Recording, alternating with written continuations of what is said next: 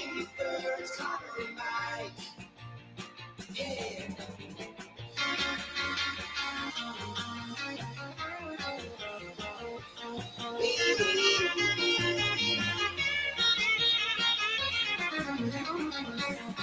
Happer and Schaefer. Happer and Schaefer.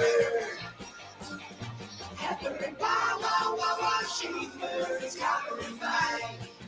All right, good morning and welcome in. Happy Monday. It is Happer and Schaefer here on 1620 The Zone, 1620thezone.com, the Zone mobile app, the Zone radio network in central Nebraska. Hi, everybody. I'm Connor Happer alongside Mike Schaefer and Joey Warcola. What's up? Good morning, gents. Welcome back, Mike. Thank you. It's good to be back. It is weird to just be like back at work. I don't know. You just fly right back into it. I know.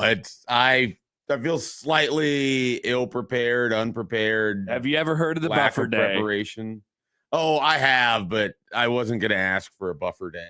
So The buffer day is yours. Well- the buffer day is, well, it's too late now, obviously. It's way too late now. I wasn't even going to ask for it. I'll be able to dive back in, but it is weird to resume normalcy at the moment. So you were golfing in Yeah, lovely I played- central Nebraska. Effectively, I was up in the Niobrara area. That's not really central Yeah, Nebraska. there's a golf course up there called Tatanka, and I played 73 holes starting Friday at about 11 a.m. and finishing Sunday Wow. at about 1:30. Wow. So, And then drove back. and drove back. And Yeah. so that's like a several hour drive. Yep. If it was closer, that golf course would be insanely popular with people. I think. Well, I'm glad it's not. Yeah, it's It's like a little secret. yeah. I mean, they have a stay and play thing, and they do a great job up there.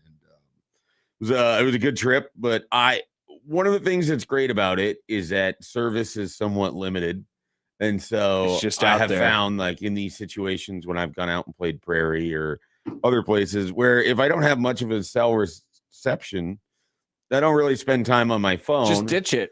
And then I don't really know what happened in the world. Though That's I did, great. What a great feeling. I did wake up and I looked at my phone and kind of a bummer of a celebrity news over the evening. Oh, so this is the only thing you know about society that At the moment, that yeah. Hayden Panettiere died. Yeah, basically. That's sad. It is sad. I Well, was like, whoa. I'm going to tell you about something different. Pat Yeah, McAfee please. released a studio album. Yeah. Huh? What? Yeah. Oh, okay. I guess that's not really much more positive either. I had something in the wheelhouse that I decided to not unholster there. So I Have think some people- respect. I think people would appreciate that. Yeah, I mean, a lot of today is me catching up. I did yesterday on the drive back try to immerse myself in what happened at Nebraska scrimmage. And I heard on this trip that the alternates were fully released, not just their Shields release, but the actual release. Not just a Shields release. For sure. And so that was exciting. And then You, as a someone- person who loves and cares about jerseys so much. Absolutely. Yeah. someone on the trip alerted me to this hat that Matt Rhule was wearing, and in his words, it was one of the worst hats he's ever seen. Okay. You were with some great people then. You were with some great people. Because I saw the reaction to the hat on Saturday. They were like, where do I buy the hat? I need the hat. Take my money right now. I was like, guys, are you serious? That's a bad hat. That's not it's not a very good hat. Someone, I have a guess. I don't remember who, but he was just like, someone quote tweeted this and said epic hat. Yeah. And he's just shoving the phone in my face, and I can't really get a good view of it. And he's like, epic hat. Epic. That was This me is all horrible. weekend. So This is the worst hat ever made. And I was All right. like, it's not great. It kind of looks like a bow tie. I to me. thought so. John Bishop, our dear friend John Bishop, has a shirt. I don't even know if you've seen him in this shirt before. It's like a green shirt, and it has little bones on it, like for his dogs. Like they're supposed to represent his dogs. I can't. Have you seen this shirt? Him in this shirt. It's so funny, but he wears it because he loves his dogs. Sure, yeah. I mean, And it's a normal human. shout out to Wrigley and Woods, his dogs. Yeah, we love dogs. That's Famously a dog-friendly show. That's what I thought Matt Rhule was doing. I thought he was just a dog guy, so he wanted to put bones on his hat. Yeah, It's a bad hat. And then I finally actually got a chance to look at the hat, and I concurred with the opinion in front of me. Look, I said it looks like bow tie pasta to me. It does. A little bit. It looks like a clip art hat. It really, that's so part of it. We used to make fun of Paul Christ and his Walgreens level hat that he would wear. And his sweaters too. I mean, this is in that vein of it. But that was kind of the only thing I knew from the weekend as it related to Nebraska. So we'll talk about the jerseys a little bit later on, and I'll probably do this exact take again. But so how I spent the weekend on Saturday, I really made it a goal to not. I didn't leave the house, I don't think, very much. No. I mowed the lawn. We had different Saturdays. I mowed the lawn in shifts. I kind of just took it easy. How hot was it here? It wasn't that bad. Oh, okay. It wasn't that bad, but it was sweaty, whatever. So I mowed the lawn in shifts, and then I came back in and I went back out. And I spent the majority of the day flipping around in the MLB app, watching various different baseball games because Sure. I don't know. I just wanted to see what was going on, different broadcasters. I have some takes about those things. But what I noticed was as I was watching, Saturday apparently must be the day where the teams are wearing their City Connect jerseys. And I realized that almost all of them are terrible. Me and my wife were talking about this out loud, and she agreed with me.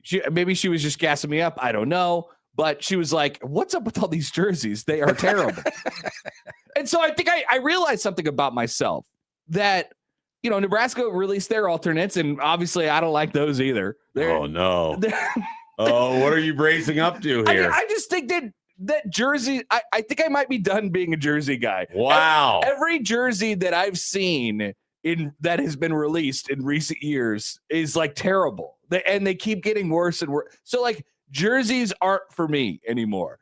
Not for you. They must be making them for children. I don't know what they're doing, or they're out of ideas. Whatever it is, every jersey release that I've seen, I'm like, I can't believe they're doing this, or they're trying to be too innovative or something like that. I'm watching these baseball games. I'm like, those are terrible. Those are terrible. Those are terrible. I look at Nebraska's jerseys. I'm like, those aren't that terrible, but they're bad. I don't like them. And so I think jerseys are bad. All jerseys are bad now. That's my take. I regret to have to say this, but we weren't ready. We don't have a membership card for you over on this side of the jersey divide, where basically you just kind of want them to stay the same. I mean, I still have strong opinions on them, but Sure. I feel like it's not worth me getting riled up about it every single time if they're automatically going to be bad. If somebody told me today that the Royals were going to do an alternate jersey, I'd be like, I'm not excited because they're going to be bad. They'd probably be bad. They would almost certainly be bad, Well, some of it is that it's not worth me getting excited about because I know what the jersey release is going to be. It's going to be bad. is an element of it that there's not a lot of new ground to cover for some of it. Maybe. I mean, realistically, someone came to you and asked you to design a jersey for the Royals. Where are you even going here? Because I feel like they've had enough different jersey types where they've done, so it's I think I do a different mark. I think what everybody is doing is changing the entire base color of the uniforms. Sure. Oh, the City Connects are almost universally bad. Okay, I know. So that's it. At some point, you wonder if it's the entire point of the City Connect is for the city to connect in hating the jersey. Interesting.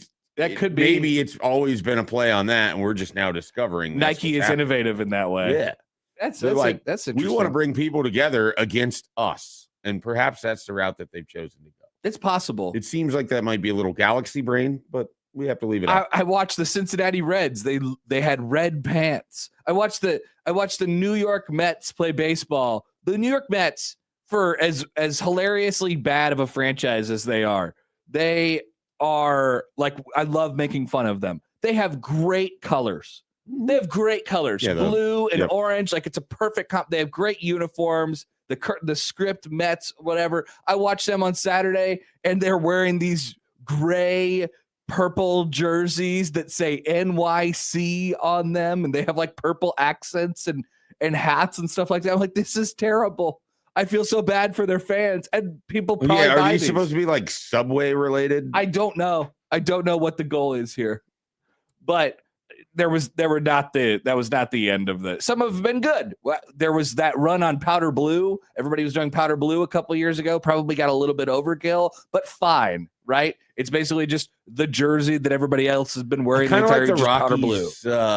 Like hunter green random mountain one. I don't mind that one. Okay, that one I'm in on. Cleveland's hat is good. The rest of the jersey I don't care about as much. Trying to think of other ones. The Pirates have a decent one. I feel like they had one released. But automatically in baseball, if the pants are not white or gray, I hate them. Yeah, so the Pirates just brought back their 1990s one that you might remember from a kid, where it's a hard black with the script Pirates. Okay. So that one, cool. That one works. That's cool. I remember them having terrible hats with those. Do they bring the terrible hats back? Oh, the hats are bad. They have the 90s Buccaneer logo. Disgusting. Yeah. And then that logo itself is not bad, but the hat was like gray on gray. I think PGH was the first City Connect. A lot of them are just like, we're trying to take advantage of the trend right now where people love like, LNK as the hat style. People do love that. What's up with people loving that? I want to call it like airport codes. It kind of is, yeah. And so like OMA, you would see that a lot of places in the baseball village, like with gear towards, that. Yeah. So I think some of the City Connect was to try to take advantage of that. Seemed to be a trend fashion wise. 2025, 2026, people really like airport codes. Let's put them on. It does seem that way though, right? Odd. Yes, absolutely. Because that's where like PGH and LNK and CLE. So this is good. Thank you for sending these in. Matthew writes in that we showed the Tulane jerseys on the show. Those were awesome. And then I saw some Arizona State ones over the weekend, which were good. D'Lo says the Cubs have white pants on their City Connects, which is good. The Cubs have one of the better City Connects because they have white pants. I don't know if I know theirs. In my opinion, they have it's like a kind of powder blue, and it's like a. That's good. Yeah, those are good. So maybe I shouldn't give up on one of my passions. But their original was bad. Like their Wrigleyville one was bad. Yes, or I think it's bad. One of my passions is uniforms. Like I like talking about them. I like thinking about them. You can talk about them and think about them. It's just, but what's happening right now is I'm giving up. I've seen so many bad ones, and maybe I shouldn't give up because there are still some good ones. I don't think you should give up. I just think that you should give in to the idea that you're going to be disappointed 90% of the time. Okay. Or, I mean, that's similar. More of where I am at is I would rather teams just have their traditional stuff because it just looks better. Yes. Like it's not. I agree with that. It's not that I'm against innovation or against new jerseys. It's that ultimately, if someone does something cool, like say a certain man of the weekend that will be coming up here, wouldn't you rather that be in like a traditional uniform than like some stupid looking thing? I didn't think that looked. I like those. Well, just in general, like it. Let's say it's not the Cardinals one, but it's a really bad one, or whatever it is. Yes, it's like when one of my favorite plays is there was an interception return during Randy Gregory's senior year or last year at Nebraska. Oh, where he crushed a guy, blows up a guy, and there's this amazing photo of it. But Nebraska's wearing really stupid Red Rocket alternate uniform with the duct tape numbers. Right. Yeah, it would have looked so much better if it was in the classic Nebraska home. Yeah, like what if a great all-time great moment happens in Nebraska football in the Washington game? And I know I have to look back at. I say uniforms. this all the time, and think about Matt Rhule's. That Nebraska's winless in black jerseys, and people get so mad. We have to think about Matt Rhule's the most rage-baiting thing. And then there's there's the accounts that think like I think it means something that they're wearing black jerseys and that they're not winning because of it. It's just incredible to me. But that I will put it out sometime before the game between now and the Washington game. They have never won a game in black uniforms. People will just take the bait and get very mad. 0. Winning, Joey, Very mad. not for Nebraska in No, black uniforms. And people are assuming this game is going to be the night game on Halloween night, even though we don't have a time announced. Joey, are you predicting that it won't be? I'm It's not gonna be- predicting. It's not going to be a night game. Ohio State USC is going to be the night game. Right. Are It's you going to be a predicting 2:30 kickoff. Do we have a classic Mike and Joey face-off here? I think it'll end up being a night game. I think Nebraska, I think schools get the opportunity to request at specific times. Nebraska was definitely requesting last year with USC with those jerseys. Yes. I think they knew well in advance, well before it was announced that it was going to be a night game. And I think that they would try to do the same again with Washington. Were they Now, at? I don't know how it all works. Joey knows certainly more about the TV scheduling. No, I was going to ask. I would point out that there's a lot of networks that would televise Ohio State USC. Has that been announced already? No, and it has not, but Okay. I'm assuming that game is going to be a night game. Since it's at Southern Cal, it's either going to be the CBS or NBC slot. Yeah. I would think it would be NBC since it's the best game of that week. And plus for the people, could be. plus for the people in California, I'm not going to say for the people of Ohio. Libs. There you go. But anyway, it won't be nighttime over there, so people don't have to worry about trick or treating and all that stuff. Oh, yeah. People are trying to get Halloween changed. Yeah, they're trying to get it that was changed to another thing Friday I now. learned over the weekend. The same person who was showing me how much he hated the hat then asked me how I felt about Jim Palan and Halloween. He's going to say So- no. So it's perfect. Like if the game is at night, it's like it kind of works out, doesn't it? You could kind of Yeah, I trick mean, or if treat. it's like a 7:30 start, Yeah. I think that would work out fine. You can get your trick or treating done, then Mhm. come back in, watch a game or watch most of the game. And then if you're me, you can come in and do Big Red Overreaction at like midnight. I did have someone already bring this up to me that they are very, very fearful of the 2:30 start because they're basically like, I'd have to leave at halftime. That sounds like a disaster. And- That sounds really bad. So we either have a really great situation or a truly horrible Yeah, situation. And I'm that predicting hits. the horrible situation to happen. I was going to ask, where does Nebraska rank on the list of Big Ten teams getting their requests granted by like TV companies? I would imagine it sort of depends on like the week and how many times you ask, you know. Right. And if you make it your sole, like this is our Yeah. singular request. This is our if one thing. You might have it also doesn't hurt that Nebraska, Washington has like some substance to it. Yeah. So It's a game. it could involve one ranked team. More than likely it'd be Washington. at that It point could in be time, two. but It could be two. Could be two. It could be two. Matt Rhule will wear his Bones hat for He Halloween. will, He'll yeah. say, "I'm Ken Bone." Is he going to wear the red sweater? it's It's gonna be chilly at night. He'll say, That- It's "Get going to it." be chilly. Pre-game interview. Get it? I'm Ken Bone. Yep. That was a big deal. Now great that's a idea. There's always, graphic. one topical Halloween costume every year, whether it's Ken Bone or Yeah. One year there's a really big run on zombie Billy Mays because he had passed in like August Nice. Yeah. leading up to it. Who knows what'll happen this year? We still have a couple months to figure it out. We do. Awesome. Awesome. So we have plenty of just scintillating conversation to come today. Tim Verghese will join the show coming up at 8:30. He's back. Michael Bruntz will join us at 9:15. We'll try and get Mike Schaefer reintroduced back into society. But I think you got the gist of it right there. I mean, Yeah. jerseys. That was very helpful. Big deal. So we will have plenty of that coming up throughout the show today. We'll have our man of the weekend at the end of this hour. And as Joey said in the title for our show today, unfortunately, we are not equipped with the information to review Pat McAfee's musical album that he released over the weekend. Dang it. We'll try again tomorrow. Oh no, doom. Yeah, that's a big doom for us, sadly. Did you hear this? No. Yeah, no, you did not hear this. So You and Dana. we're doing Anthony Calandria's season on Booms and Dooms now. So if he could do like 3 booms and 1 doom a game, they're probably Booms a pretty and good. dooms, Yeah, okay. booms and dooms, All right. like the Costco guys, No, which I know nothing. which you know nothing. That about. could be a good segment to do after every Husker game. How I many do booms? kind of like booms and dooms. Okay, good. I- Dave, you might like these Costco guys then. Yeah. Well, you never know. Check them out. 402-951-1620. That's how you get in touch with the program today on the Prairie Flower Casino Zone hotline. You can call or text that number. Speaking of a text, here's Cody. You could bring back the OG Open as it is now still dark at 6 o'clock.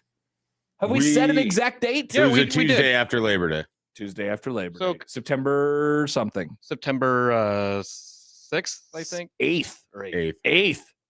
So I would say, I think 3 weeks from tomorrow. We still have, yes. We still have 3 more weeks of the summer open. Well, maybe it'll just keep raining the entire time and it won't feel like summer. It's nice to have spring in the summer. That is one of the things. I came back and it's like, oh, my lawn. This is Yeah, I'm you're in trouble. I'm not gonna be able to take a nap or And you better knock it rest out this today because afternoon. apparently it's supposed to rain all week. No, I know. Unfortunately, that's my afternoon. Awesome. So Exciting. It'll You be okay. can tweet at us on the Liquid Trucking Zone Twitter feed at HappenSchafe. There you can email on the Equitable Bank Zone inbox. Connor, Mike, or Joey at 1620thezone.com. I heard the party at Equitable Bank. Everything went off without a hitch. How many times did Doug get dunked?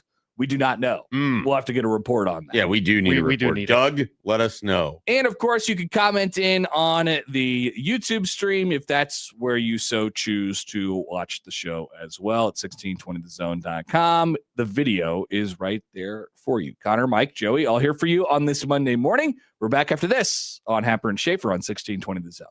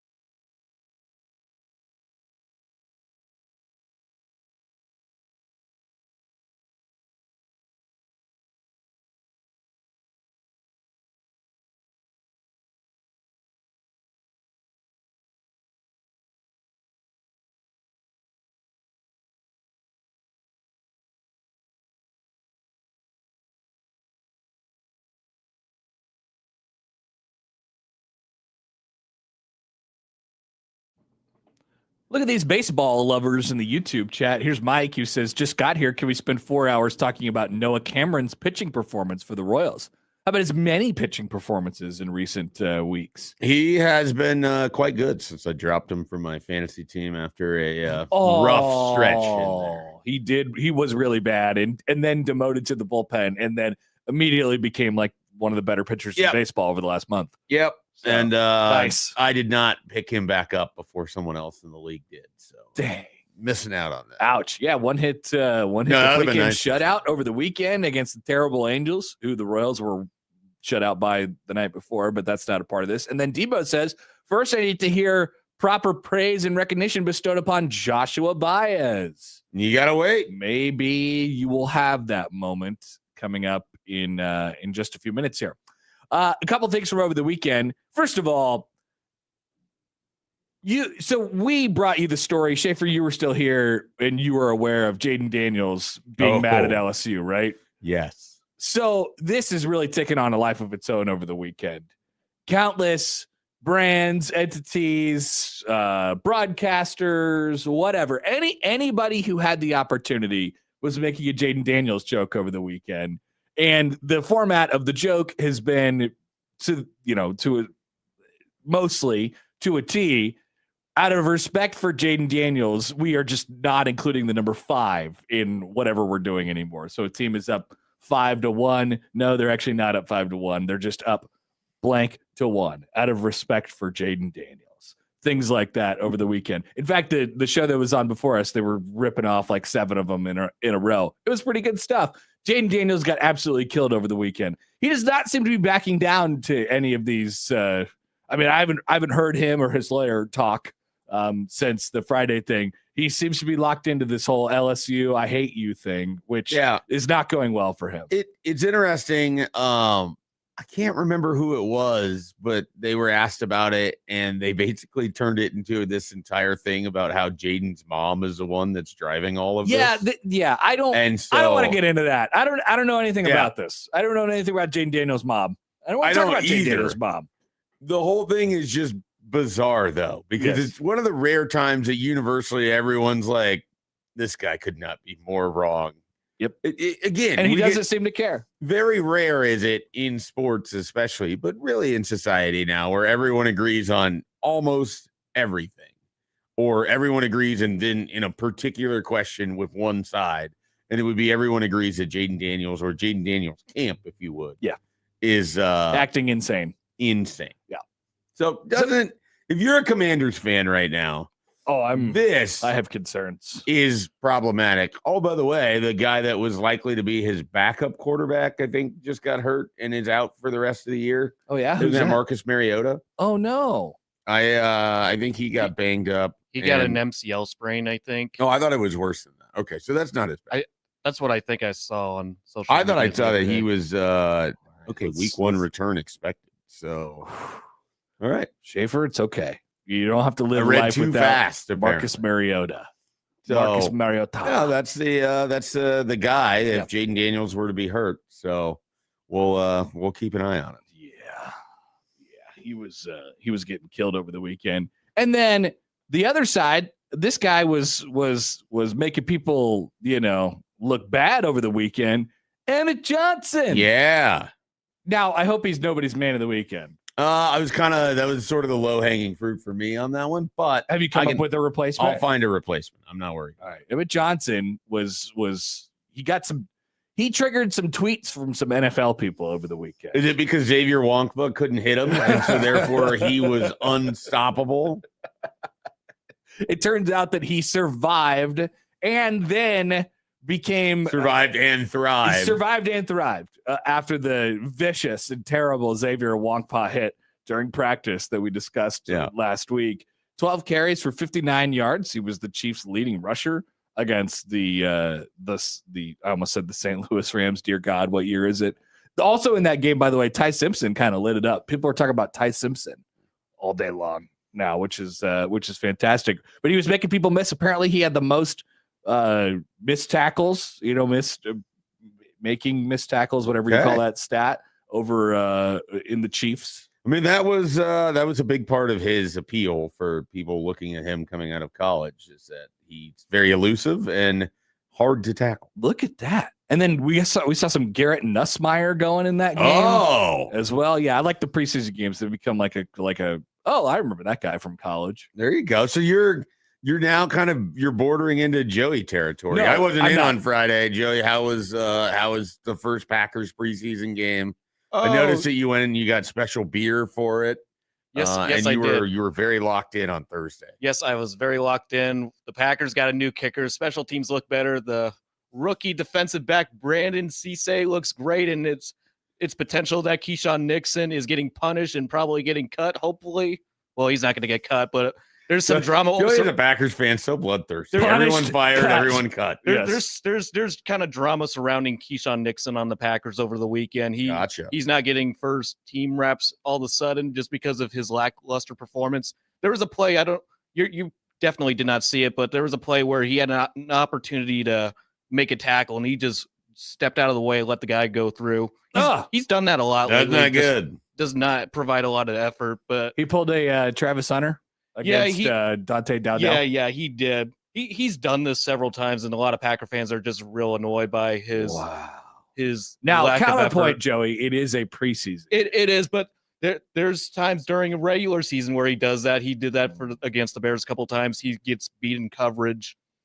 He's a terrible defensive back. He's ranked 32. You did this, Schaefer. He's ranked at the very bottom of the list. He is a horrible player. Why did you crank him up like this? Every now and then you just want to turn on the Joey Packers button and then you step away. Like there's a phrase like radio people is like if they play Freebird or if they play Stairway to Heaven, they got to go take a dump. I mean, yeah, that's basically you. You just say Joey Packers, and then Schaefer gets up and leaves. No, it's more you've seen the meme of the girl smiling in front of the house that's burning in the background. I'm the girl. Joey is a house that's just burning and smoldering. Other than that, the Packers got a new kicker. Trace Mack is playing amazing lately. He nailed 2 58-yarders, and he's not missing in practice. I'm feeling good about this kicker. On Thursday, just perusing social media, and I see that Joey has bought the jalapeno lager. Yeah, he got hot as hell. Yeah. And then he's just in all caps as if he's watching Telemundo.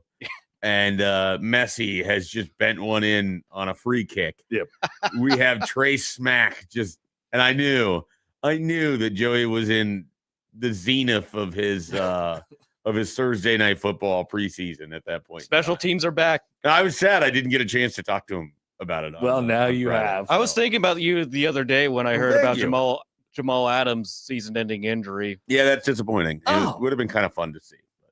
Yeah, I don't know how good he might have been at 32, which seems like now I have to get Harrison Jamal Smith Adams back. is only 32. Would that have surprised you? Yeah, it feels like he should be older. Right. Because it seems like his best part of his career was a while ago. A long time ago, yeah. But so it would have been kind of fun because he had made a couple nice plays right before he got hurt. And then of course, it's all going to lead to Harrison Smith. That's what I was going to say. You just go get Harrison Smith. Which I'm already excited about. Bring the hitman back. Of course, this happens at MetLife Stadium. Worst place in America not named stadiums. Soldier Field. So, yeah, that's a bummer. They should bring back the grass that they had for the World Cup final over there just a month ago. People keep saying that. They sold it, right? They were selling chunks of that grass. FIFA sold it, and New Jersey was like, Famously, hey, you can't sell our grass. Corrupt FIFA. That's right. That definitely isn't in any sort of squabble over who its president should be. Totally. Yeah. Or they are auctioning it off or something like that to get money. YouTube. This is Bad Takes Doug. Cole Payton drives the Eagles to their only touchdown in their first preseason game. What did Harper do? I actually is he on the he got cut right before the preseason game started. I think that's right because we looked this up. I think that's right. Also, Cole Payton did not graduate from Westside in 2000. Maybe Bad Takes Doug did, but maybe that's what he's saying. Cole Payton graduated from Westside in like 2021. 1? Yeah. He's part of the 21 class. He might have been graduated in December of 2020. There you go. Wes writes in the MetLife Stadium turf causes yet another season-ending injury. This time to Jamal Adams. So the Packers are claimed another soul. So the Packers are playing in Denver for their second preseason game. So I'm just begging Matt LaFleur to keep the important players off the field. Like Trey Smack. Yes, keep Trey Smack off the field. Let someone else kick for that Who's this game. other guy you're excited about? Cisse? Brandon Cisse, the There you defensive go. back. Not Muhammad Cisse. No. Brandon Cisse out of South Carolina. Okay. Joe's probably hoping that Matt Keep LaFleur turns Marshall. an ankle or, tears his knee up walking the field pregame. I don't mind Keyshawn Nixon on the field for that game.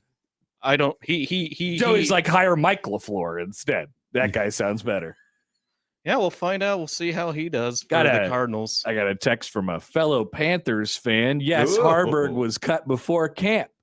Hashtag keep pounding. I got my Panthers gear and I wore it mowing. And it prompted a question from my neighbor. Are you a Panthers fan? And I said, yes. Is this the neighbor that has the flag? No. Just Because that was one of the I do want to get that more guy's unique attention, though. things that I have noticed about your new neighbor. I do want to get that guy's attention, though. Houses away from you, lifelong Panthers fan who, was in tears when Jake Delhomme threw the interceptions and the mistakes that came after. I remember D'Angelo Williams. So, well done, Jonathan Stewart. Jonathan D'Angelo Stewart, Williams. Jay Stewart. Man, those Let's guys just are start killing naming running backs. So yeah, that's great to know that you've got a Panthers community. You bought this and then immediately mowed in it. Well, yeah, you got to break in you got to get a good sweat going in your hat. We have very opposite views on mowing. I want to see attire. those sweat stains. It's a black hat too. Mine is like the stuff that's only coming out of the closet to be mowed or sweat in with like yard work around the house. It's just one time. It'll survive. People want to Connor wants people to stand next to him in his Smelly Panthers outfit and say, "Wow, you're really into your Carolina Panthers." Exactly. You this must have shirt- had this for years. Wow, you must have worn this during all of the big moments. Uh-huh. You're like, yeah, I got this shirt when Cam Newton's career started. I mowed my lawn. It was great. I was there Julius when Peppers almost signed this shirt, and I said, no, I need to be able to wear it for every game. this stains from when Cam Newton failed to recover the fumble in the Super Bowl. Oh, he didn't. Joey's even always got to dive. just punish people with That- accountability. That was terrible. That was Cam Newton's accountability. That was. It was. All right, we'll have our accountabilities as we finish out the show. But there's our great weekend recap. Emmett Johnson, Jaden Daniels, and Joey talking about the Packers game, which happened on Thursday night. When we come back, our man of the weekend on the other side on 1620 The Zone.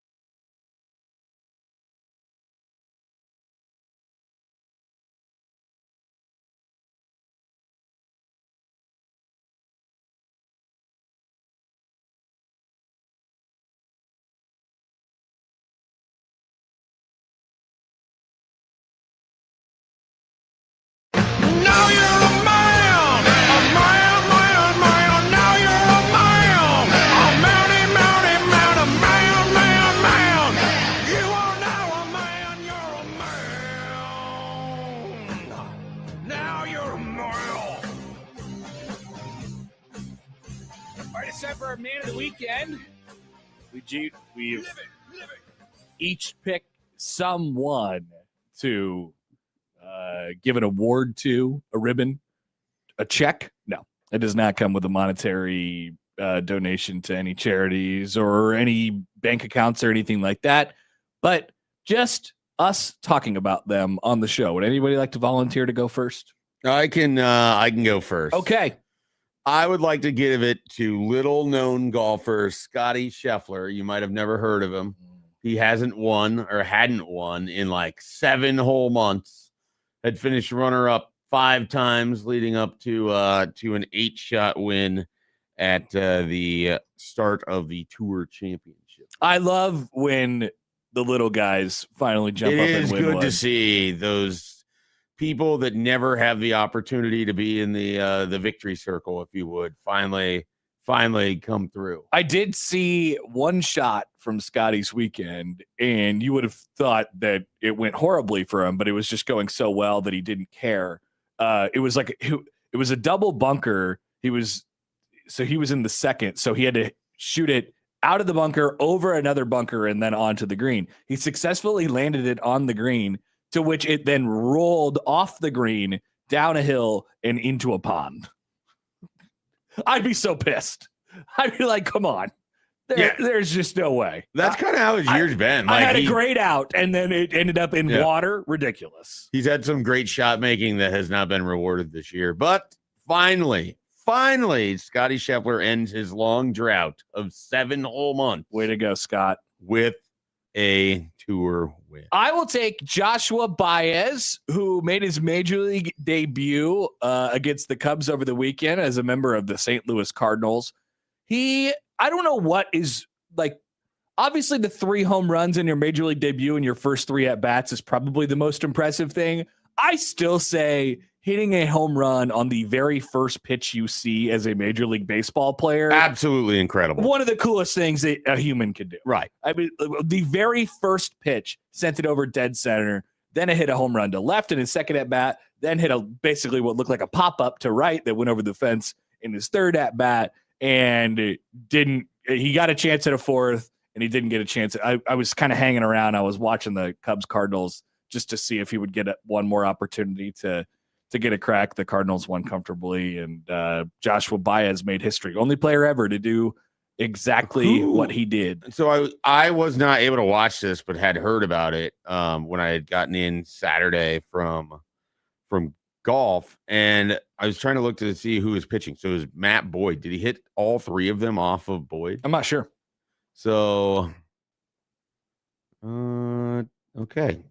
Yes, all 3 of them came off of Matthew Boyd. Tough. In the first, 4th, and then 6th inning. So, tough. Pretty rough if you're Matthew Boyd, who had a pretty good season up until that 7 earned run output. I was watching I was watching the Cardinals broadcast, and they have I always get all the carries confused. Skip. They have Skip now, who is the son of Chip, who is the son of Harry. Yeah. So who previously had worked in the Cardinals organization. Yes. And so Chip also has a son who is also broadcasting major league games. There's no. So there's Harry, Chip, Skip. We're on Skip for the Cardinals, who had done Braves. And his son is like Flip. Devin or something like that. Come on, Skip. Or like Stefan. I think it's Stefan. Get out of here. I'm dead serious. I was like, come on. But I was watching Chip.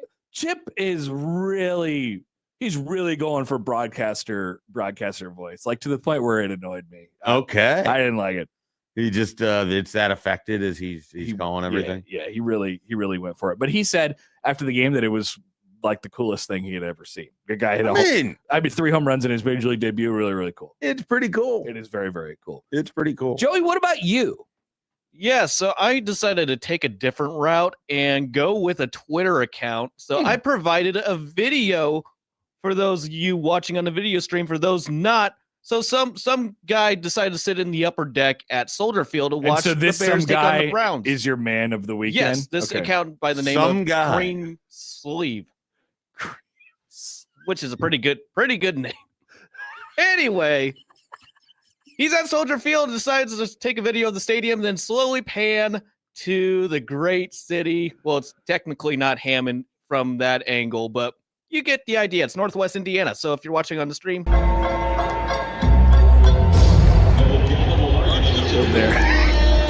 Oh man. Oh man. so just think about it. This is good Beautiful for it looks- Northwest Indiana. This is good for an opening for Monday Night Football or Sunday Night Football. It could be. Just starting the empty. Here comes Mike Tirico. And you are looking at beautiful the banks of the Lake Michigan. No, not the real city. The one that looks like a post-apocalyptic industrial waste plant. Yeah, it really has a feel of almost like you're in a movie like A Day After Tomorrow or something, and the only thing that's still standing after all of these storms is It's really the smokestacks across the bay. The smokestacks Incredible. absolutely kill it. I mean, the star of the show. Maybe that's your man of the weekend, Joey. The smokestacks. Yes, the factories. all the factories. The manufacturing of Northwest Indiana. What is that? What could they be doing? Are they making coal? I don't think it's coal. What is This is the Bears version of the electrical substation in San Francisco, which there is a Twitter account for that. I don't know if you guys know about that. I imagine so. Could So it be some sort of like landfill that's just off of the water there, where it's been kind of like I don't know, like Indiana Harbor. I'm looking at the part that juts out. It looks like so there's a Hammond Port Authority. Gosh, it very well could, like, it's almost Hammond, the new home of the Bears. the I guess new home of the Bears. It would technically be Gary, Indiana, I suppose. But man, absolutely fantastic. We love the shade that is being tossed the Bears' way in all of these conversations throughout this time period. Was this book left for Matt by someone, or there's just this great linebackers of the NFL book that's been sitting here this morning? Interesting. With who I assume is Dick Butkus on the cover here in his Chicago Bears uniform with number 51. He was probably meant to give it to Josh Peterson to read over the weekend, and he forgot to bring the book with him. This is not a Well, it seems like library, it's okay? What's up with books? It seems like it's specifically left in Matt's spot, though. Maybe it is. It is. Maybe it's specifically. He probably left it Matt. there to say, "Hey, here, Josh, here's a book you could read over the weekend," and Josh just was not interested. Josh read it during the breaks of his show and finished it, and then gave it back to All I'm Matt. saying is this is not a place for book storage. Okay, we have a library at 72nd and Dodge. It's fantastic. Go put your books there. We don't put your books at 50th Have you been and to that Capitol. library yet? No, my parents and my daughter went last week though. Okay, they we said it was thought cool. about taking our son to the library. Apparently, it's cool.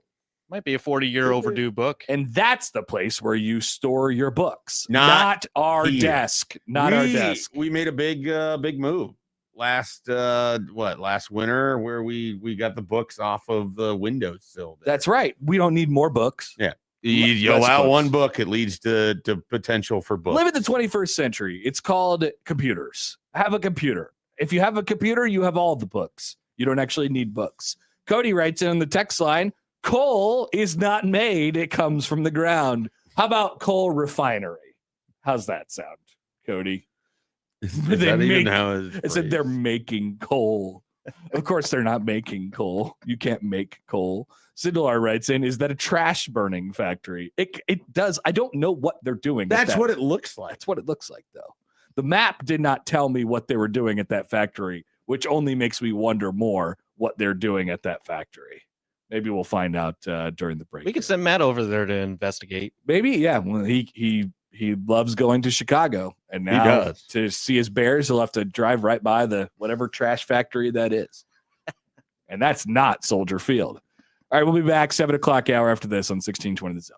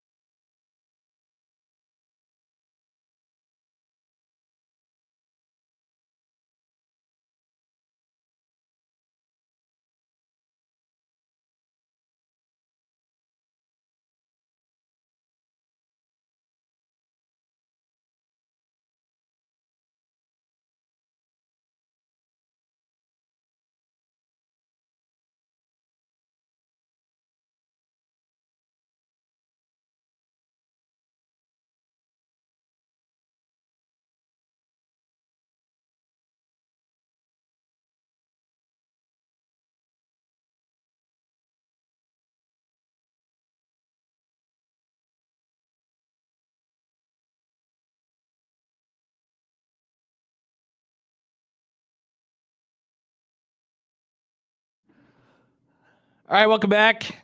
7 o'clock hour, just about 7 o'clock. As we welcome you back to Happer and Schaefer on 1620 The Zone, 1620thezone.com. Connor Happer, Mike Schaefer, and Joey Warcola with you. Over the weekend, the Big Ten Network crew visited practice. Unfortunately, they got the worst day I think they could possibly get. It was the day before they scrimmaged on Saturday.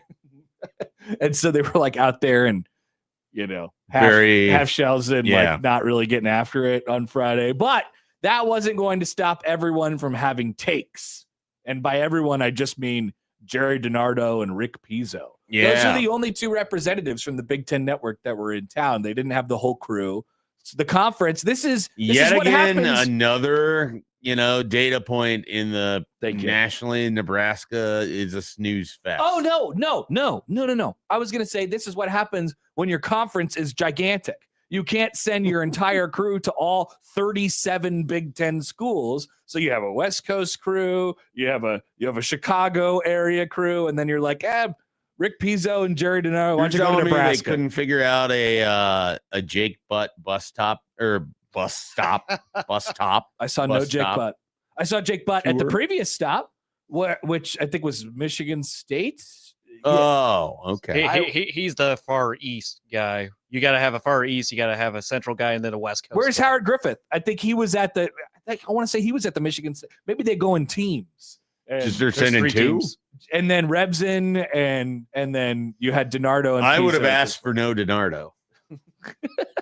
That's if Nebraska got a choice, they should have asked for no DiNardo. Wow, you're a Jerry DiNardo hater? Hater would be a strong term. I just don't know that he adds much. It's not for you. He coached at places. I've heard okay. A lot. He was at Indiana where they didn't win. He was at LSU where he didn't win. It's amazing that they haven't, after all these years, the BTN's been around for 20 years, and they haven't really got another coach. Yeah. They just really, I think Jerry DiNardo is good, by the way. I think he's good. I think he's great great at doing a Lee Corso impersonation in a weird way. No, he's not at all Lee Corso. Not in the same vein of like putting that, the goofiness of that, but it's like, we've got to have this coach that has no real relevance to current football talk about things that he doesn't really have ever gone through. Like it's like when I don't want him to talk about his experiences coaching in the 80s. Then what's the point of having him? I think he's a good football guy. Yeah. I don't know. He talks about football. Sometimes. Oh, he does. And then half the time football. you can get him off track and he's somewhere else that has nothing to do with football. That's where the Lee Corso part of it. I did really appreciate when it was COVID and he was doing pasta videos. I was going to say, are you just... Those were the best. Stumping for the spaghetti recipes here? Those were the best. I love those times when he was doing pasta videos. Like the clearly made by iMovie, like with the transitions and the subtitles and all that stuff. Absolutely fantastic. The transitions of like the block tiles that flip over as it's going from scene to scene. Text from the 616. 2 chicks did Washington for the Big Ten. I'm sure they were fun. I didn't know BTN was in that sort of business. 2 chicks did Washington as a BTN production? 2 chicks. I don't know. I haven't seen the Washington camp. Oh, well, we gotta look for this. I saw UCLA's though, and it was not 2 chicks. It was 2 dudes. So it was Vaught and they had Brett Hundley on there. I thought to myself, Brett Hundley was pretty good. They got to get Brett Hundley involved. Joey, you have any takes on Brett Hundley, the former Packer? Yeah, I thought he was a How was he in a preseason game in 2018? He actually started in 2017 for the Packers when Rodgers was out with the broken collarbone, thanks to yours, Anthony Barr. Yeah. He Anthony Barr didn't build Aaron Rodgers, physique. He just tackled the man. Yeah, landed on his collarbone. I'm sorry he played football, Joey. But anyway, to the BTN stop here at Nebraska, Matt Rhule joined Jerry DiNardo and Rick Pizzo. Here is, you'll hear Jerry DiNardo asking a question and Matt Rhule's immediate and confident response. Yeah, but can you get a feel if you think this will be your best team? It's definitely our best team. Yeah, there's no doubt. I mean, And I say that with the greatest of love and respect for the guys who have been here. It's not about the personnel. It's just, the kids who have been in the program. I think we have 21 guys who've been here for 3 years. I think they've put on 350 some pounds of muscle since they've been here, right? Like, this is a game that's meant to be played by strong, tough men. And so, guys have been in the program. They've developed, when you walk around, and the facilities are great. This weight room's great, but the strength coach is even better. The training table is great, but Kristen, our performance nutritionist, she's even better. And so the guys have been here, and I think the guys we've gotten on the portal are guys who've come here, and, they don't want the flash, they want the football. There's Matt Rhule talking about big, strong men who are going to play football and confidently saying, oh, yeah, this is our best team.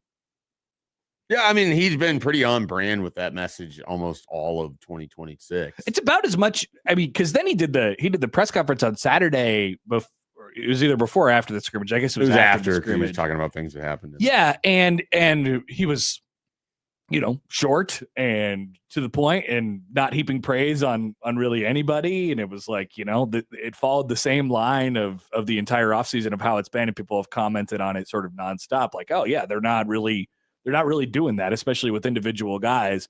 But when you bring it around as far as the whole team is concerned, and he won't even do this with like individual position groups.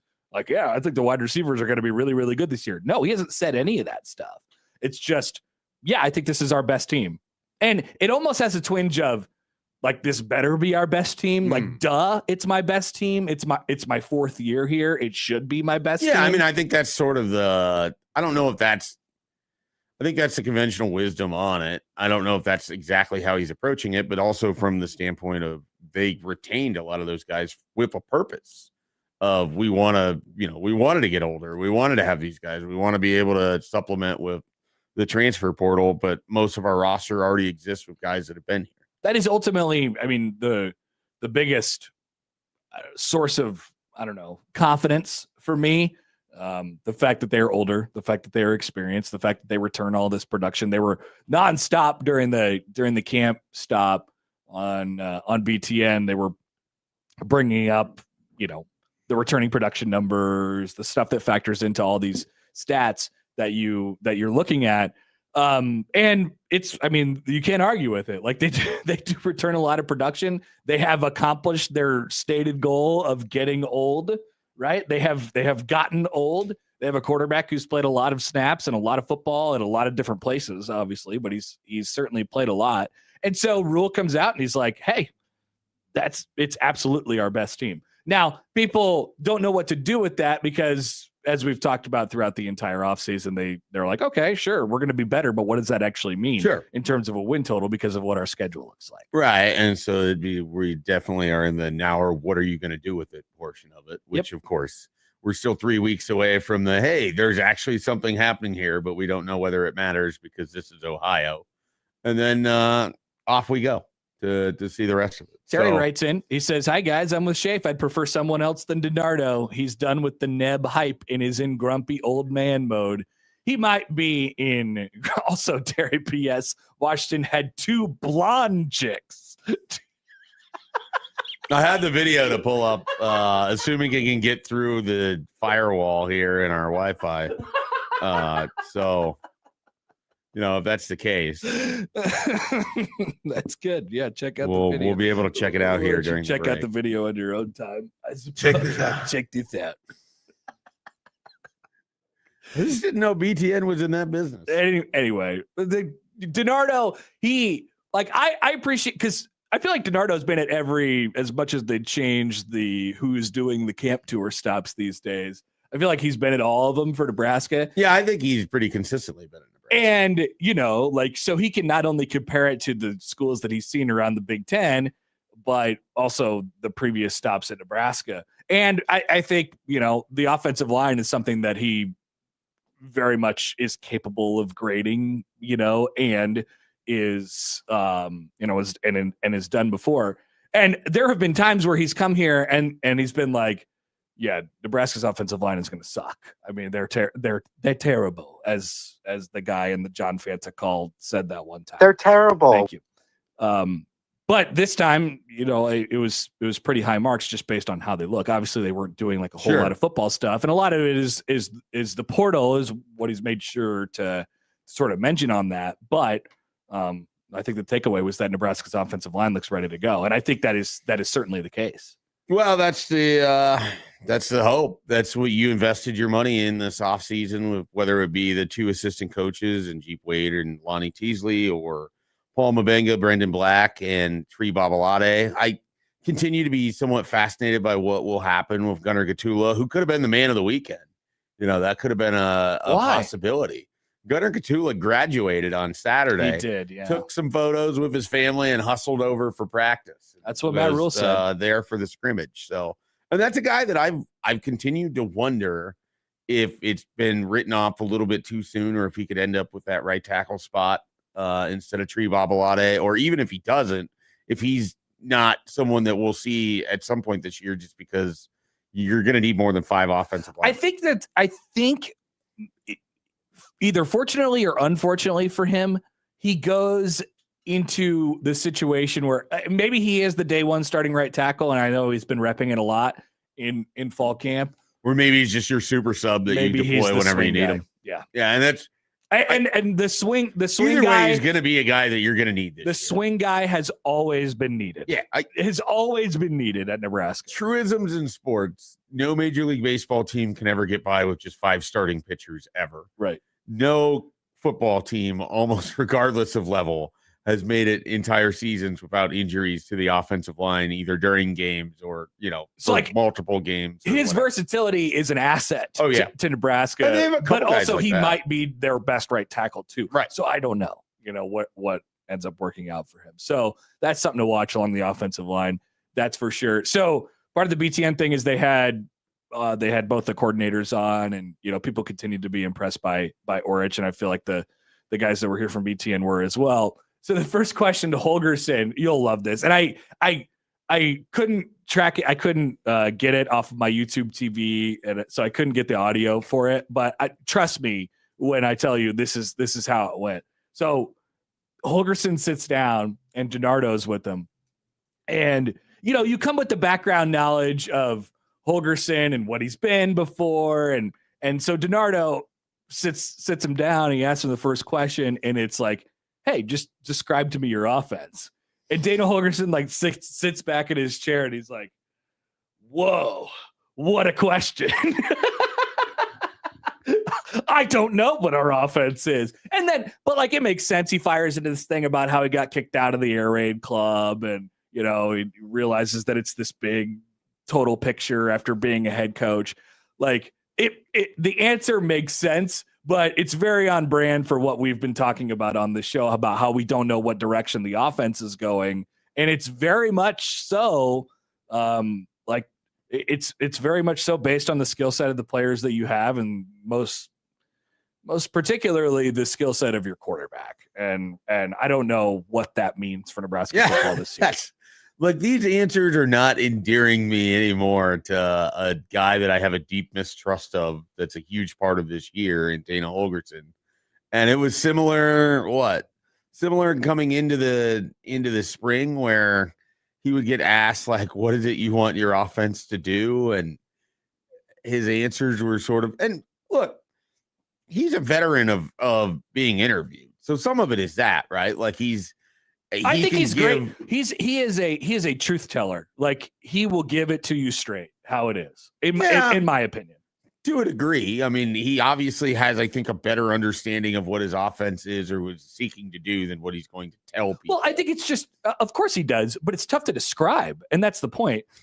A lot of people, it's tough to watch. That's my point. They want to be able to. It's tough for them to score. That's why they don't have points. They want to be able to know what you're trying, it's the word is identity, of course, over and over and over again. It's always identity. But I do think there is room for a little bit of wiggle room in this conversation of you don't have to be beholden to an identity. They don't have one though.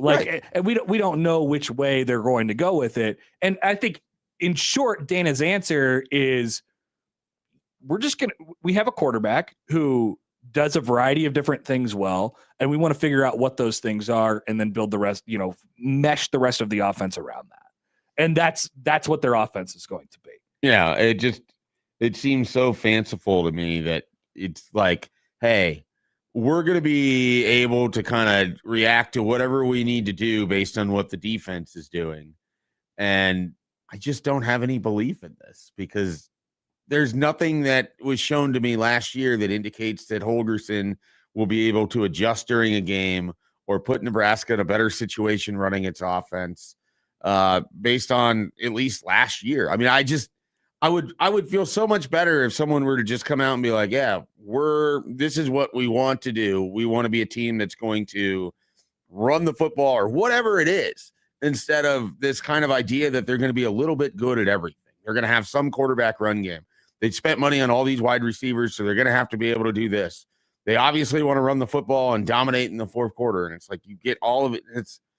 It just, I don't know. It leads to what it looked like on the field at times last year. I think you can get yards, but yeah, they need to get points. Can you get points? Would be right, better. Right. And specifically, that's where the identity comes in. The 6-point variety, which comes with the option of either 1 or 2 to follow.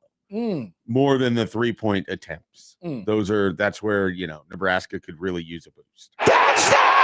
Exactly. Talk about those. That's what people might be saying if Nebraska is able to score like 24 points a game against Big Ten competition. DiNardo mentioned that, it felt like they were in a good spot with the run game. And I think that's been, from people who have seen practice this fall, that has been one of the takeaways.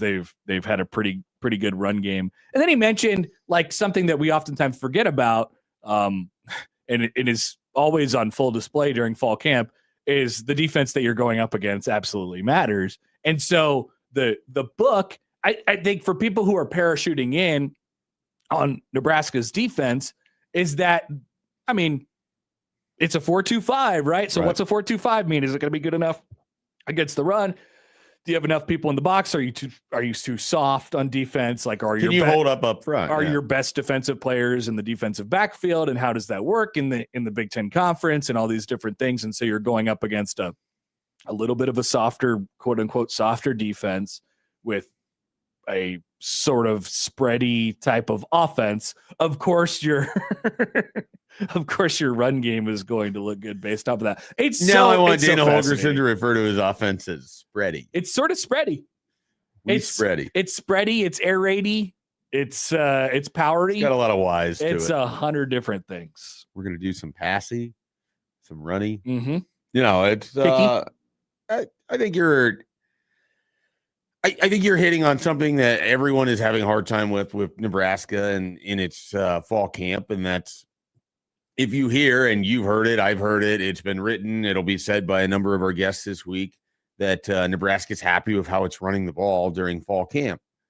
And ultimately, that's good. You want them to have some success in that regard. And then you remember that defensively, Nebraska was pretty bad at stopping the run last year. Mm-hmm. And this is the only measuring stick that they have to go against for another 3 weeks. So it makes it somewhat of a okay, that's nice, but what do I do with this information? Rhule, it's interesting with the running backs in particular. We'll take a break after this, but the running, and I want to hear from you guys. 402-951-1620. Get on the show today. A lot of people noticing that your distaste for Dana Holgorsen. What? How are they just now noticing? People are once again doubling down on that. But I've sensed this from both Dana Holgorsen and Matt Rhule, because people keep constantly asking about the running backs. And I think, obviously the conversation over the summer was, why didn't you take more running backs? And you could have got more running backs. I mean, certainly I was a part of that conversation. I would have loved them to get another, or a running back with production, I think, out of the transfer portal. And so Rhule did this thing on Saturday where he was doing his opening statement and talking about all the people that graduated and congratulations. And then at the end of his opening statement, quote unquote, he said, oh yeah, since you guys are going to ask me about the running backs anyway, the running backs are doing good. And so I sense this they're very annoyed by the conversation surrounding the running backs. Too bad. Agreed. They're doubling and tripling down on the guys that they have. Obviously, they better be good. They can double down. They can triple down. And if they can't find anyone to be at least a serviceable Big Ten back, they have no one to blame but the people in the mirror. They exactly. And so while I think they're very confident based on what they've seen in practice and the guys who are doing what they're doing, you know, there has to be at least a twinge of we'll see how I can't wait to see how this goes in the games. Sure. Right. And so they're annoyed by the conversation pretty clearly from my point of view. But there's nothing left to do but to roll the ball out there. They have the guys that they have at this point, and like they better be good, because this is what the thing has been all off season long. Like, these are our guys in the room. We're going to stick with these guys, and we're not going to go get anybody else out of the transfer portal for whatever reason. But the stated reason is because we love the guys that we have. And that's it. Yeah, well, you can love what you have. It doesn't mean that it's better than what you could get either.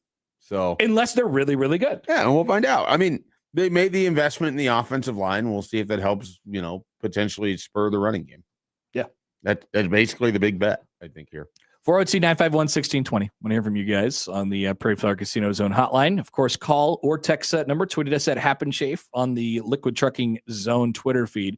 By the way, we do not have bonus entries this week to give away on this particular show to the Oregon trip, but Unsportsmanlike Conduct does. So listen to them from 2 to 6 this afternoon. They'll be tossing out bonus entries to the Oregon trip like candy. The ultimate Husker road trip, thanks to Woodhouse Auto Family and 1620 The Zone, of course, includes 2 tickets to the game in Oregon, Nebraska and Oregon, Saturday, October 17th. Round trip airfare to get out there, a 2-night hotel stay, and $150 on top of it. So make sure you listen on Sportsmanlike Conduct for bonus entries this week, or you could enter online, 1620thezone.com.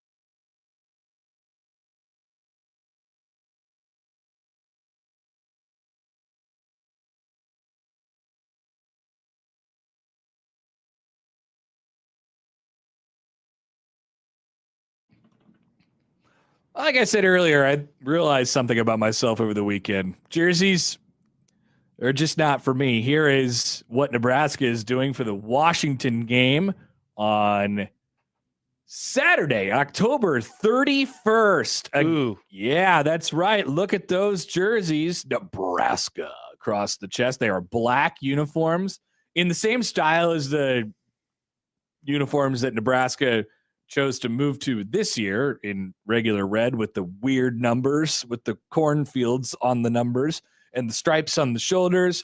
Also, the helmet with the a black helmet with the Huskers word mark on the script Huskers on the side, GBR on the front. Nebraska's going dark mode for October 30th. For a 2:30 kickoff. For a possible 2:30 kickoff or a possible nighttime kickoff, Joey. We won't Joey find won't out allow until for that, we won't find out. possibility. We won't find out until the Sunday after the Oregon game during that bye week. Do we know that for sure? I don't think It's we pro- do. It's in the two. It'd be the 2 week window. Two week whatever. or 6 day window if they like to go that route. What if they I would love it if what they if go to they the just announce it like soon? What if they're just like, yeah, actually it's gonna be we have another Possible. we have another round of schedule releases. It is possible because they could plan out the Ohio State USC game, and since that's a West Coast game, you only got 2 possibilities. I just don't know at this You have point. 3. You could play it even after the Nebraska one. Make it a 10 o'clock start. How great would that be for the late night people? That of the would be world? awesome. A 10 o'clock start of potential top 10 teams. That'd be awesome. That would That be seems disaster. great. That would be disastrous for you and McMaster. You'll be here at I don't care. 1 a.m. in the morning I don't care. on Why would- Sunday no. morning. Joey, I'm saying, what if they made Ohio State and USC? I You're thought saying there's only 2 kick times. I'm telling you, they could go super late with that one.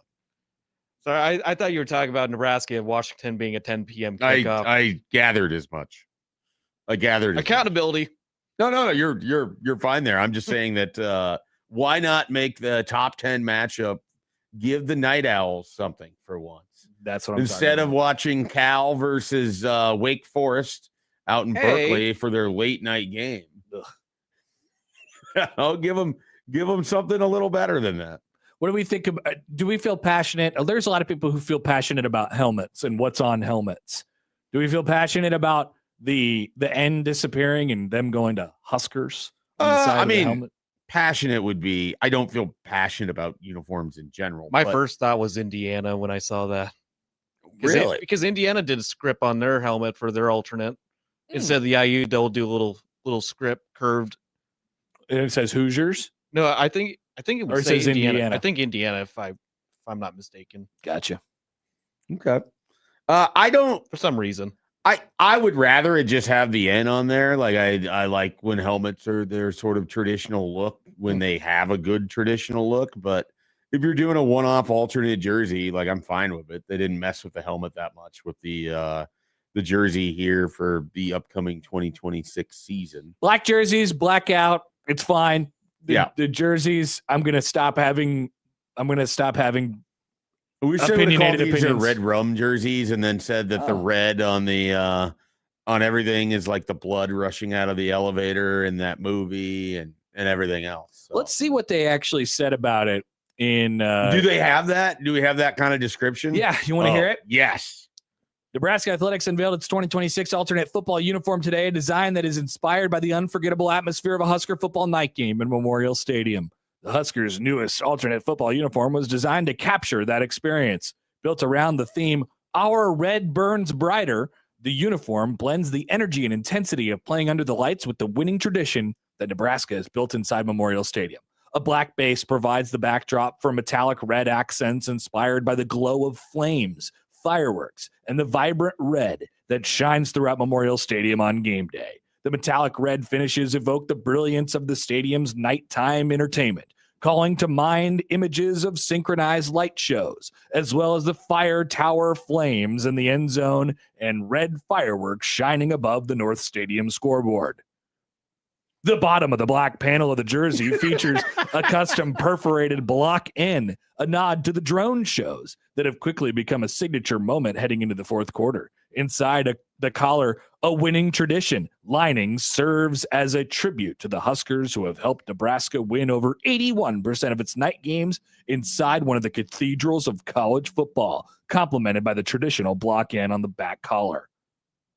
The jersey will be paired with a black helmet that features the debut of the iconic Husker script in metallic red. The helmet features a winning tradition emblem on the back, echoing the lining inside the jersey collar. On top of the helmet, the metallic red stripe features the crop row pattern, which serves as an homage to the state's agricultural heritage. The alternate uniform will make its on-field debut on Halloween when the Huskers welcome Washington to Memorial Stadium for the second annual blackout game. Kickoff time will be announced later this fall. Also, they're available for purchase No, that's good. at shop.huskers.com. It's good to know that they are available should anyone want one. I love that how much was put into how everything represents this or that. The nod to drone shows and the fireworks. So is I great. did want to ask, like, I guess as someone who's largely just been at home games where I haven't watched broadcast show of it and I haven't seen the drone shows much. Are they synonymous now with fourth quarters in Nebraska I think football? they're trying to make that happen. So do they show it on like the broadcast coverage? Occasionally, yes. Okay. Occasionally, yes. Like I remember there's a game a couple of years ago. Yeah, yes. Occasionally they will jump in. They're like, "Oh, cool tradition," and because Nebraska, I think, is trying to like Sure. tell Make it a people, whole "Hey, thing. we do the fireworks and the drone shows in between the third and fourth quarter," but Yeah. like especially for night games. So It is cool. this is something I need to, I guess, admit. I don't know that it would require accountability, so I think I can do it here. Admission. After, let's say, was it 2021 Michigan, where they had the first real like fourth quarter light up show and everything was kind of new and fresh at that point? I paid attention. I saw what was going on at that point in time. By last year, so the last game I would have covered in the stadium would have been, last night game in the stadium would have been one of the non-conference ones. In 2023 or In 25. 25. They play. It was Akron a night game. One of the bad. Yes, Akron was. Yeah, a night game. Akron was. So a I night guess the game. last fourth quarter light show I would have seen in person would have been Akron. And I think by that point, I had just completely stopped paying attention to what was happening in the transition of the third and fourth quarter. Well, I mean, they were up 100-0. Sure, but there's that. But I just mean in general, like the thing started in 21 and it was cool and interesting and new and exciting. And then they just added to it and added to it. And then I just no longer cared. Oh, Not for Schaefer. wow. It's not that I don't even. Wow. Well, one, I know it's not for me. I don't need a light show in the middle of a football game to enjoy the football. See, I don't either, but I disagree with what you're saying because if you're gonna do it, this is always my point when they were going through that time period where they were trying to figure out like what song do we play? Like they were basically trying to figure out our version of Jump Around, searching around the desert for years, and they landed on Let Me Clear My Throat. And then they would only do it like sometimes. Not all the time. They did it after the Oregon game. You from what I have to do remember. it every game at the same This is time. not- Every game at the same I time, wanna the be same clear. thing.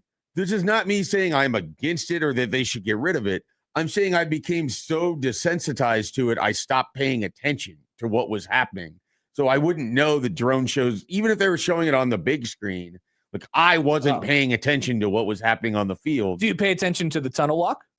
No, you just sort of don't have to care. Do you Like, pay what I attention to remember from Der Wiener last year, Schlinger? and I made people upset with this. Do you pay attention to Will Compton driving around a tractor with a Gatling gun on the back? This is a great transition because what I said last year was I don't need Will Compton screaming for every game. I agree with that. Or one. playing a trumpet. Or, like if you want to bring out Will Compton ahead of the Michigan game, that makes a ton of sense for about a million reasons. Yeah. Will Compton screaming about the lineup and getting Nebraska ready to go ahead of Houston Christian at 11 a.m. in the morning, unnecessary. Did not need. Christians, the worst religion. Exactly how it Try Catholicism, which is just a version of Christianity. Good save. Good save. So If Yeah, not, I- just hide in the bathroom.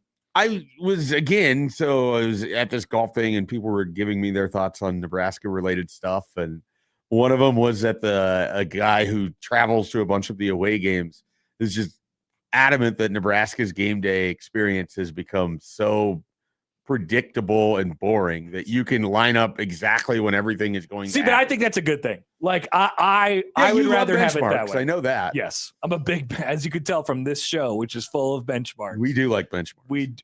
I appreciate the consistency, like of doing something, like of setting your watch to it and like knowing what, like, so almost instinctively, without even hearing the music or the right tones to make your brain do this, you just start clapping.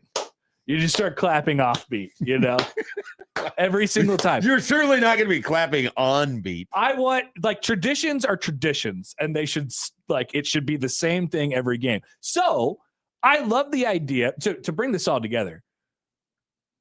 I love that they have that they have one blackout a year. I love that you will be able to sort of like look at the schedule before the season and try and predict it. This one was obvious because it's on Halloween. We don't know, Joey, if it's going to be at night or during the afternoon. 6-day window. Here we come. So, like, I love having one blackout game a year. And if you're going to do alternate jerseys, do it for this game. And they're going to be like sort of a black theme. And if, when you pull all that thing together, I actually think this is great. Like, I love the blackout game. I love having an alternate jersey. Like, I don't love the jerseys themselves, but that's okay. You're doing it as a one-off. Like, it's all good to me. And then you do the whole, you know, light show and everything else that follows it. They're the nods to the drone show and things like that. Like, deuce, if you're going to do something, do it over and over and over again. And I think that's what they're trying to do here. And for that reason, I am in. I'm in. Yeah. Passionately. Are there, like, is there a strong opposition to all of this? Have you noticed that? I don't know. I don't think I think so. a lot of it is just, you know, begrudging acceptance of it.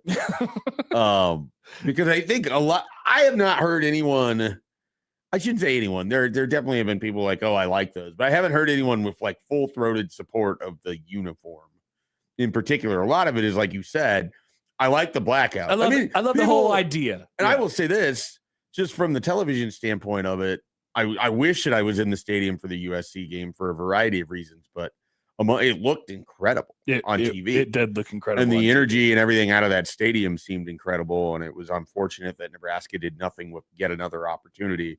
And don't let the fact that you've never won in black uniforms stop you from doing black uniforms. But acknowledge that they have never won when not wearing a traditional red or white. What do they say? They put the signs up in the houses that say, don't let the fear of striking out prevent you from playing the game that you love. This is the game. Is the this game, like a normal sign in houses? This is a normal sign. It's like Does that replace live, love, laugh? Live, laugh, love, and don't let the fear of striking out prevent you from doing the game, playing the game that you love. I think that might be a little wordy, but it's something like that. I actually have never seen that one. And Nebraska's game that it loves is making black jerseys. Okay. Don't let the fear of losing in black jerseys prevent you from making black jerseys. So we've had black and white, we've had black helmets. What's like the next step for the black jersey evolution? God, that's a great question. I don't even want to guess. It sounds scary. For the record, I thought last year's black jerseys were perfect. What if they did? They were just the red jerseys, but everything was black. What if they just did like black on black? So it was like, I don't know. I don't know how you do it with the numbers to make them be able to stand out. Just like a white outline. Yeah. That seems difficult to read for broadcasters, but that hasn't stopped them before. That has never stopped them. No. As discussed, the duct tape names for the Randy Gregory one that I talked about where he blew up that Illinois guy along the sideline. Those were bad Was it jerseys. Nate Gary who had the interception there? Yes. I believe it was. That's what I had in my head. I watched that highlight recently. This is a good one. It's good stuff. It's a good one. We have Joey's headlines in a minute. I also wanted to mention this over the weekend. Speaking of Nebraska wearing black uniforms, people were drawing comparisons from their uniforms to the Cincinnati Bengals uniforms. They think that they're just the Cincinnati Bengals uniforms, except for all the stuff that's red on them, would be orange on the Bengals uniforms, which I think is actually kind of apt. It kind of does look like that. Interesting. I'm Without going to have to see this comparison. So now a former member of the Cincinnati Bengals. Did you see what Sierra Wright did over the weekend? I did. Sierra Wright has decided to step away from football because he, according to Aaron Wilson, is offered I'm going to read the tweet. Sierra Wright was offered a lead role in a big movie that he couldn't pass up. Filming will end in late October, and he will be available to play by then. But he's not giving up football per source. But he is stepping away from football at this moment to be a superstar actor. Whoa, this is amazing. So I wanted to mention this. Out of all the breaks that Nebraska hasn't gotten, some of the things that have gone against Nebraska in the past, they did seem to get Sierra Wright's best football playing year. Like I guess it would be 14 months. Yeah. They got Sierra Wright's best 14 months of football in between the time in which he was really passionate about acting. He was really passionate about acting before he came to Nebraska. He was really passionate about acting after he left Nebraska. And in the 14 months that he was here, or the 2 years, I guess, that he was here, he was really good at football for Nebraska. What a great deal. It is a great deal. He probably has a stronger career. And I want to know what this big movie. I really want to know what the big because lead seems like it's really important. Often is, lead role, big movie. Right. So cool. I'm fascinated to know what he's going to pop up in, but that's great for him. And, maybe he can join a practice squad in November. Chris writes in, so I think he would have to go back to the Bengals. Like he's on some sort of a list where like they have his rights or whatever. Chris writes in the Equitable Bank inbox, next version of a black uniform, black camo. Oh, that could work. We are going to celebrate deer hunting season here in Nebraska. Oh yeah, that's right. Opening day of deer. Yeah. Oh man. Wouldn't that be the next day? No, it'd be the next week. When is opening day? Probably no. Season? My guess would be November. There's also 7th. like 47 opening days because if for a bow or for a rifle or whatever else. Why don't you look it up? I assume those are the only 2 actual seasons. We'll have that and Joey's headlines when we return on 1620 The Zone.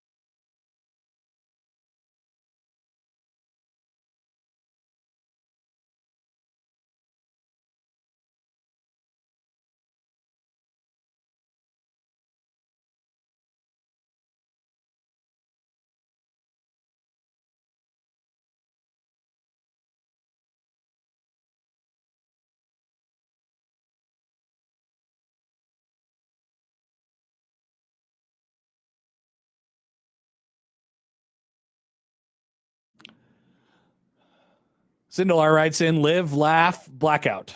That's the next sign that's coming to a kitchen near you at some point soon. Joey, what do we got for headlines today?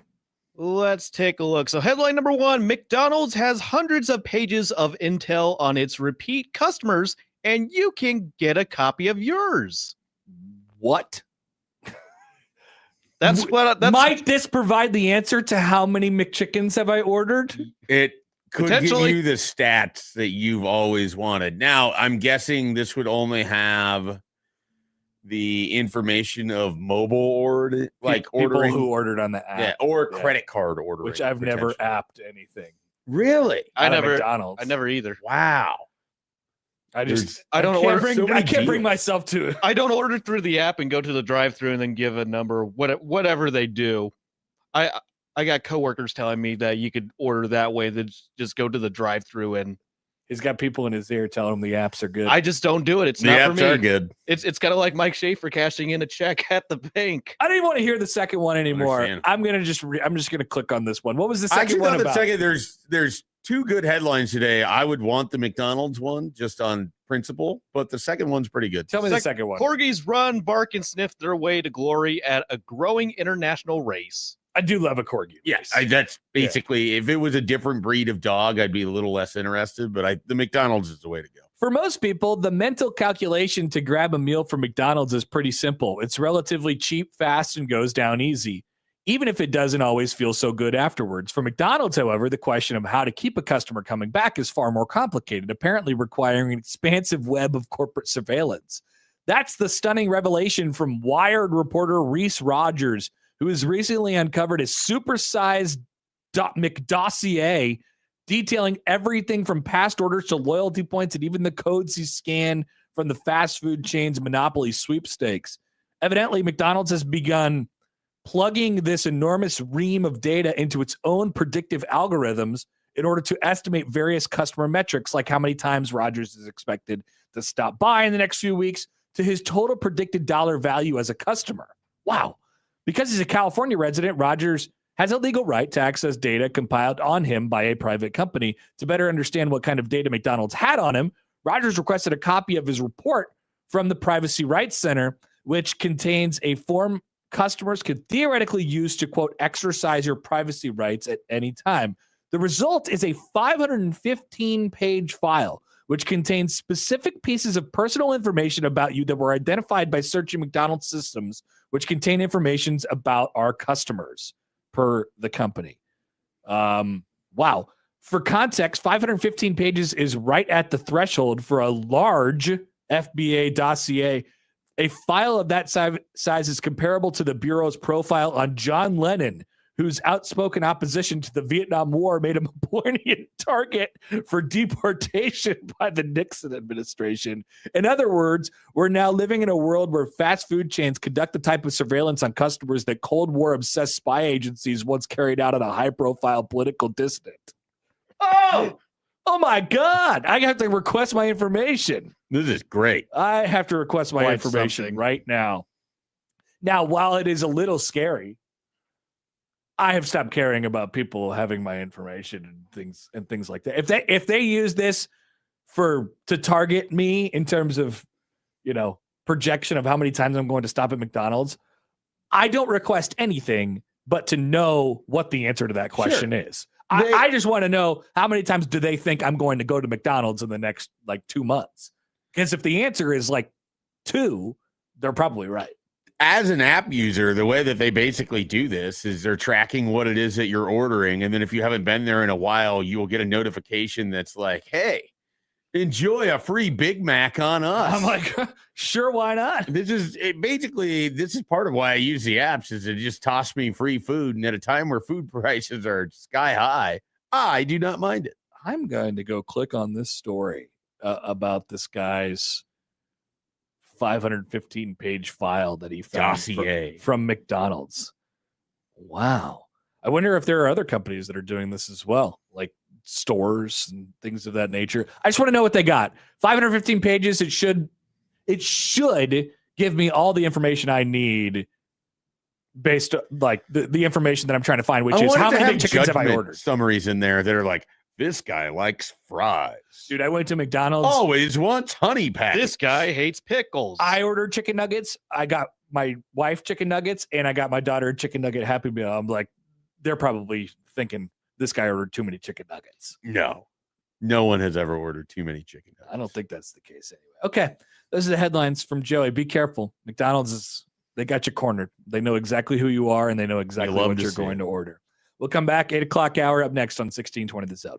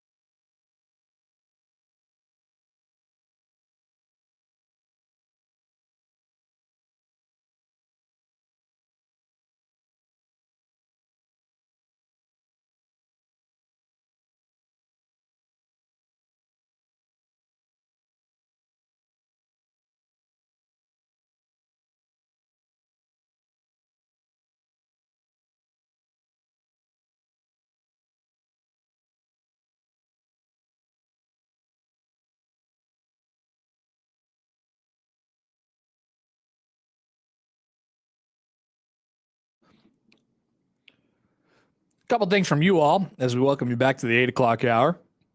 Happer and Schaefer on 1620 The Zone, 1620thezone.com. Tim Verghese is going to join us at the bottom of the hour. Michael Bruns will join us in about an hour 15. So there's plenty to come today. But let's hear from you all. Mr. Nutroll writes in on the text line. It's cheaper through the app. Is this true, Schaefer? It's cheaper through the app? It is. Well, they give you more deals. They give you more deals. That makes sense. Like, and I think they hyper target again. Like, I'm someone who gets Big Mac, so Yeah. I think that the Big Mac off the app is more likely to be like, instead of $10.89 on the board, it might be $9.89 or whatever it is. One thing about me that I've realized about myself, and man, I just like, this is so bad. But on the apps that I do have, I love building rewards points. I like to watch that number go up and up and up and up. And if they're like, hey, you could get a bonus rewards point on this day for ordering this thing, I'm like, sign me up. I'm there. Yeah. Anything to get ahead. So I like when I can build the bank of anything up. And then I tell myself, like, well, I can't spend it yet, even though I'm already past the threshold of what the most expensive thing is. Yep. So on McDonald's, it's like, I think 6,000 points for like a free Big Mac. So I could get several free Big Macs right now. We'll just put it that way. Whoa. So, but do I? No. Almost never. No. Because I like to see the number go up. I do because too. I am also an idiot. It's one of my biggest pieces of idiocy, I think. Yeah. I'm such a sucker. Well, yeah, they gamify it, and then it's like, oh, I want to see how high this number can It's like get. making money. It's what it feels like. It's like, oh, I like when I have more money in my bank account. I like when I have more McDonald's points. Yeah, we're basically to this effect. We're Matt with his stupid Sky Kids Explorers card or whatever he has. Yes.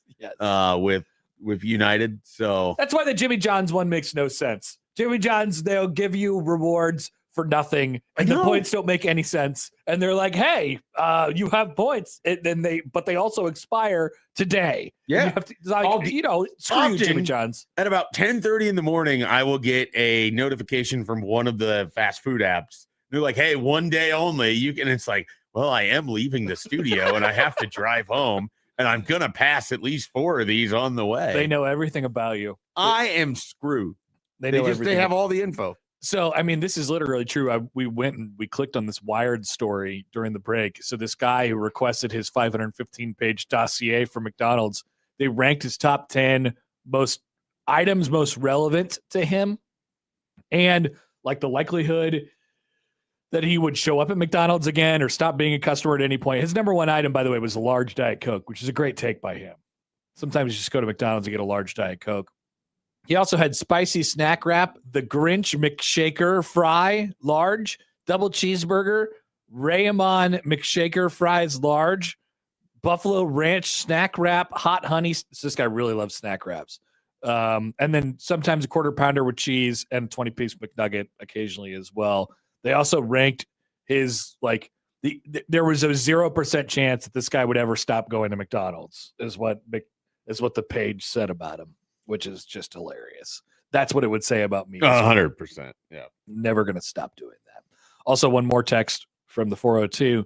McDonald's is dumb. They call it Big Mac, but the name is McDonald's. Wasn't it like they call it a McChicken or a McDouble? A Big Mac doesn't make any sense. Yeah, I don't even know. It'd be stupid if they called it a Big Mick. I don't even know where the Big Mac name actually came from. Like why it was called that to begin with. Didn't you watch that movie with Michael Keaton? I did. I actually enjoyed it. I kind of want to do like read the book. Movie. It's I don't know. It's everybody's cup of tea, but I enjoyed it. And then what was it? Matt was like earnestly defending the guy for stealing everything from the McDonald's family. He was. Yeah, he was. Wow.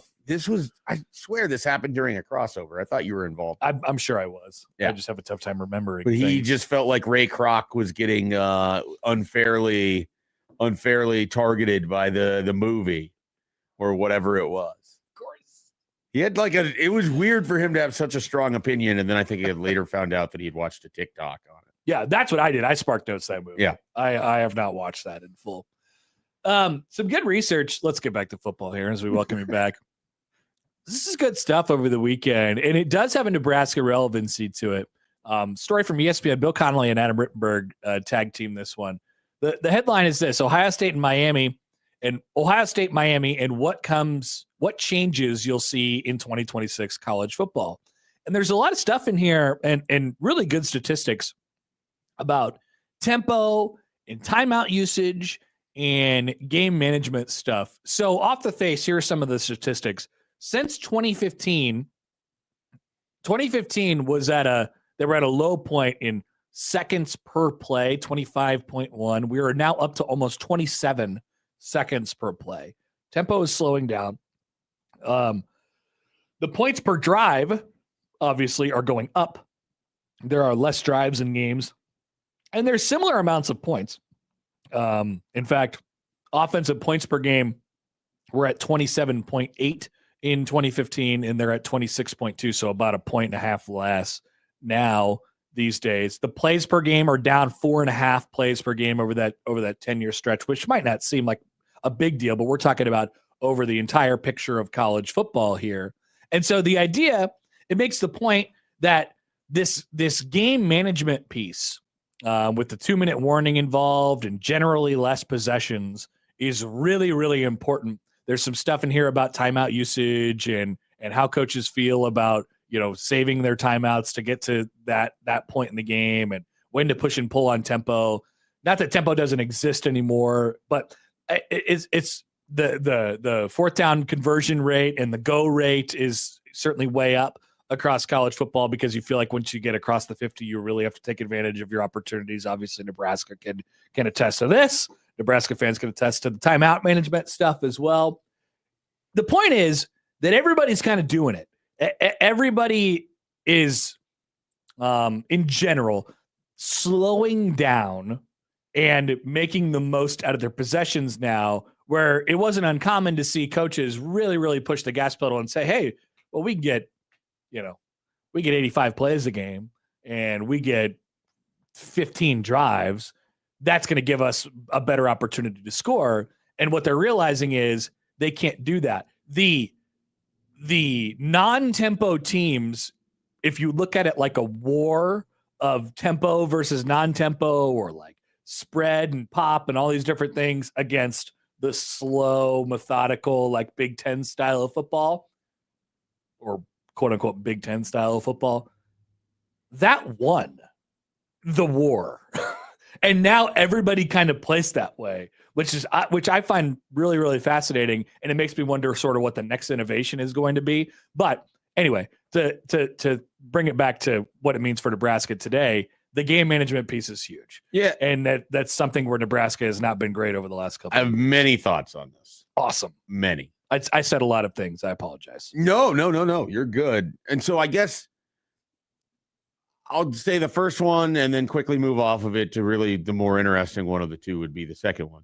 The first one is obvious that college football is trending more in the direction of NFL, where premium possession management and controlling the clock matters as much as controlling the land area on the field. I mean, like Ray Kroc.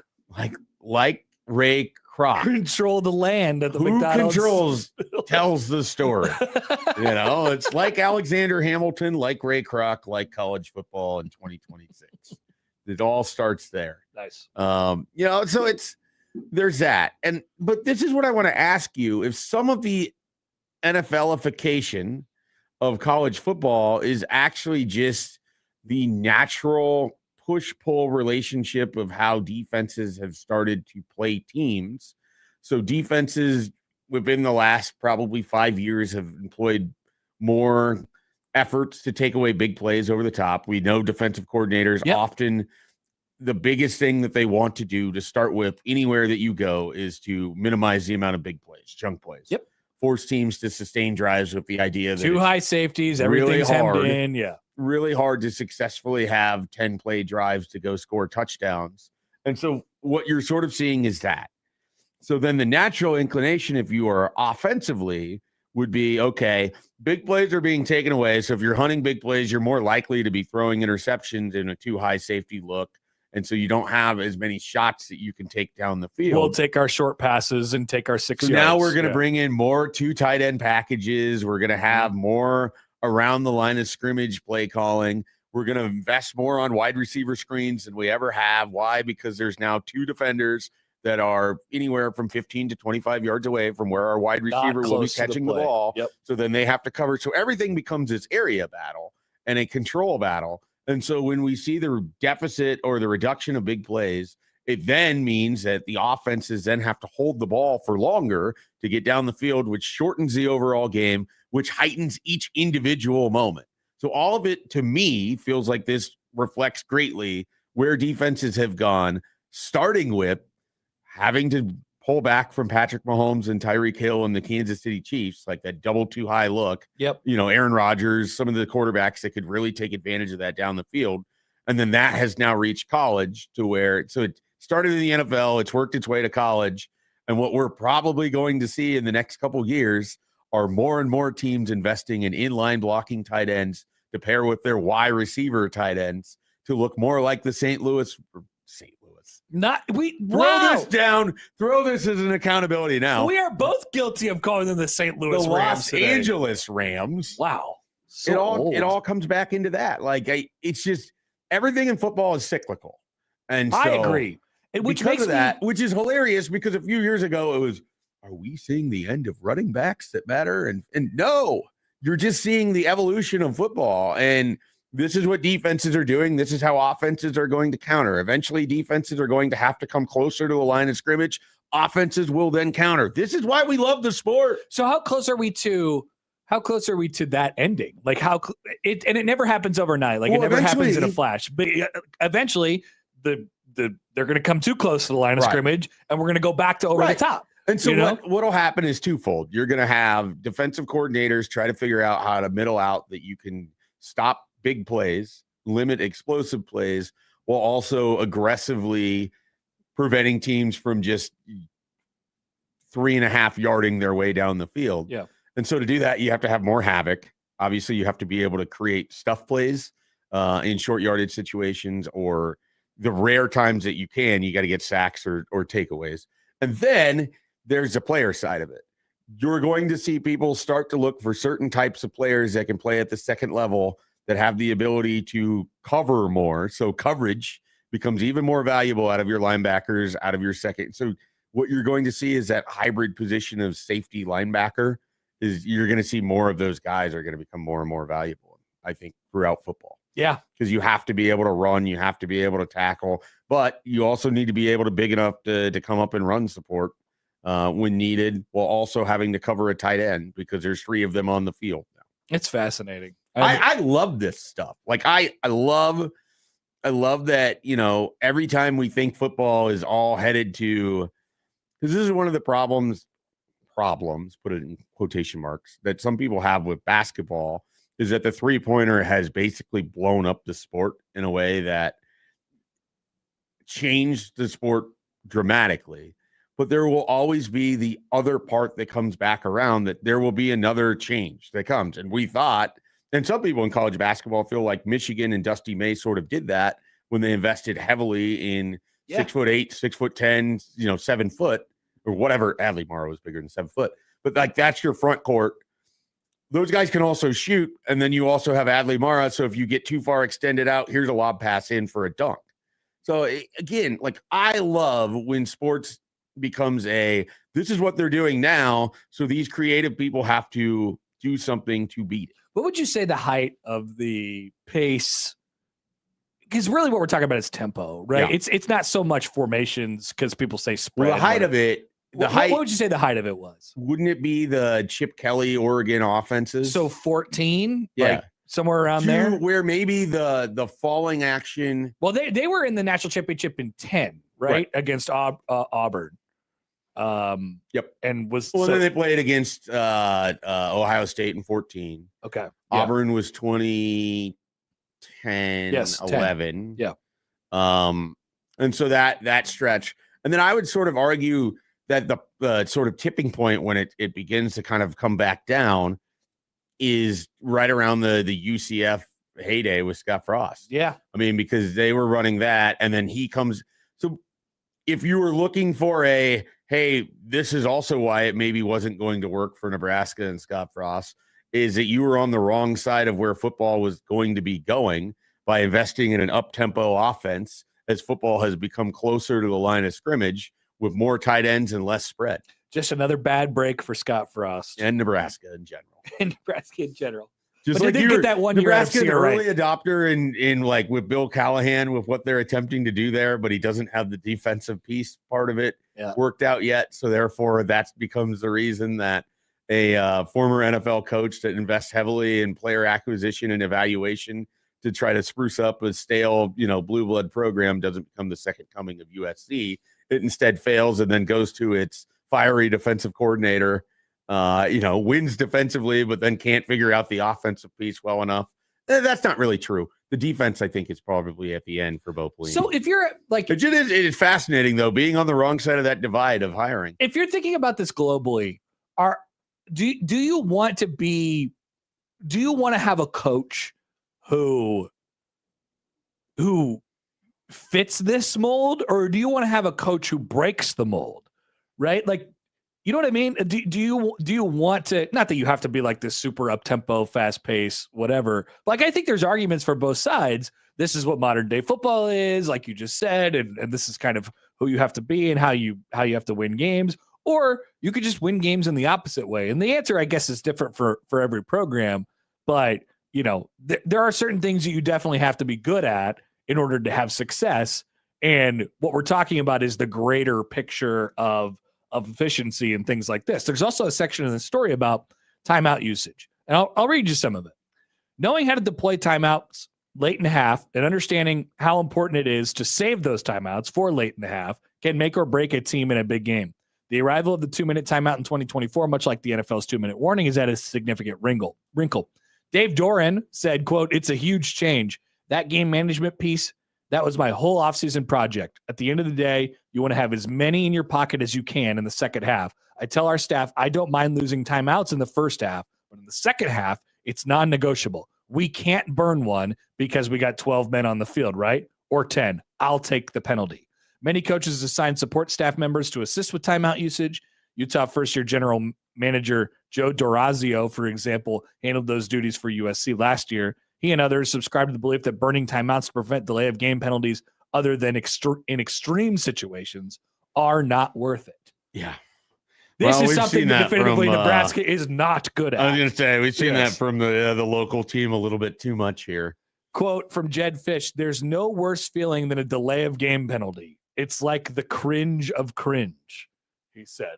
Once again, delay of game penalty. But the push and pull here is, do you take the timeout to avoid the delay of game penalty, or do you just take the delay of game penalty, or take whatever penalty is you're about to get that could be prevented by a timeout, even though you're using this in the second half when everyone says the timeouts are so precious? And so going all the way big picture in this conversation again, it shouldn't be a surprise that we are currently in an era where the Big Ten is doing very well in a style of football that it has largely stuck to and has played, because the Big Ten has often been the closest model to the NFL that college football has.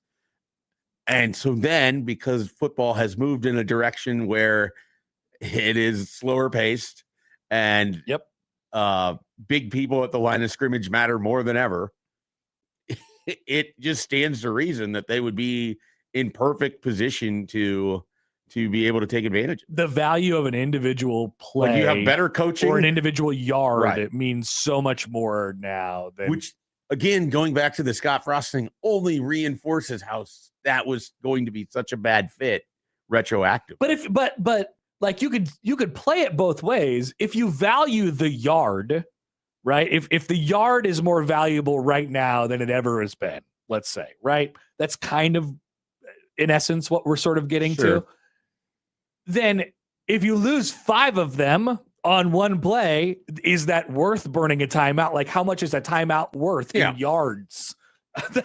That's ultimately the conversion rate I think that they're trying to figure out here with the timeout usage and stuff like that. And I think that's ultimately where we have kind of landed.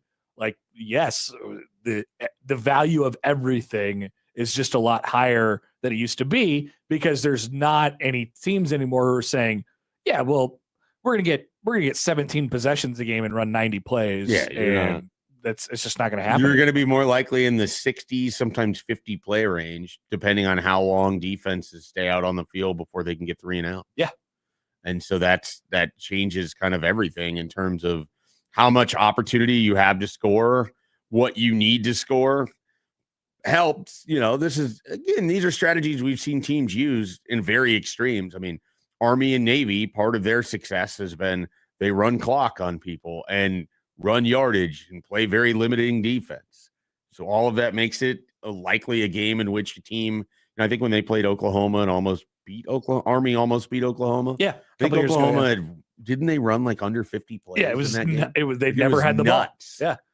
Yeah. So that's it feels like it's headed to that. And then like I said, there will be a shift and we'll go back to more open spaces at some point in time. The last paragraph of this is, if you're looking for the next great offensive innovation, it will likely involve heavier use of tempo again, perhaps in a selective and varied way.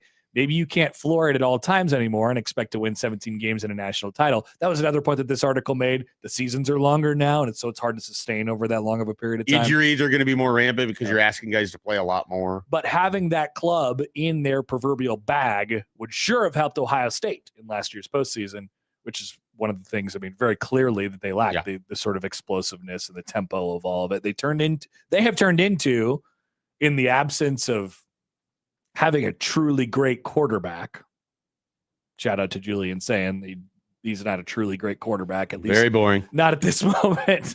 They have turned into just like, hey, we'll run you over and we're going to take our shot there, like man on man, best guy. Like we'll try and slow things down for that period of time. Very interesting, where they were a very different version of that not long ago. So he points out something that is sort of interesting in this time, and I'd love to see the data that could reflect this, but it does feel like teams have a lot of success in the 2-minute hurry up offenses because that is such a wrinkle relative to how things get played for the most part with the lack of tempo now. Right.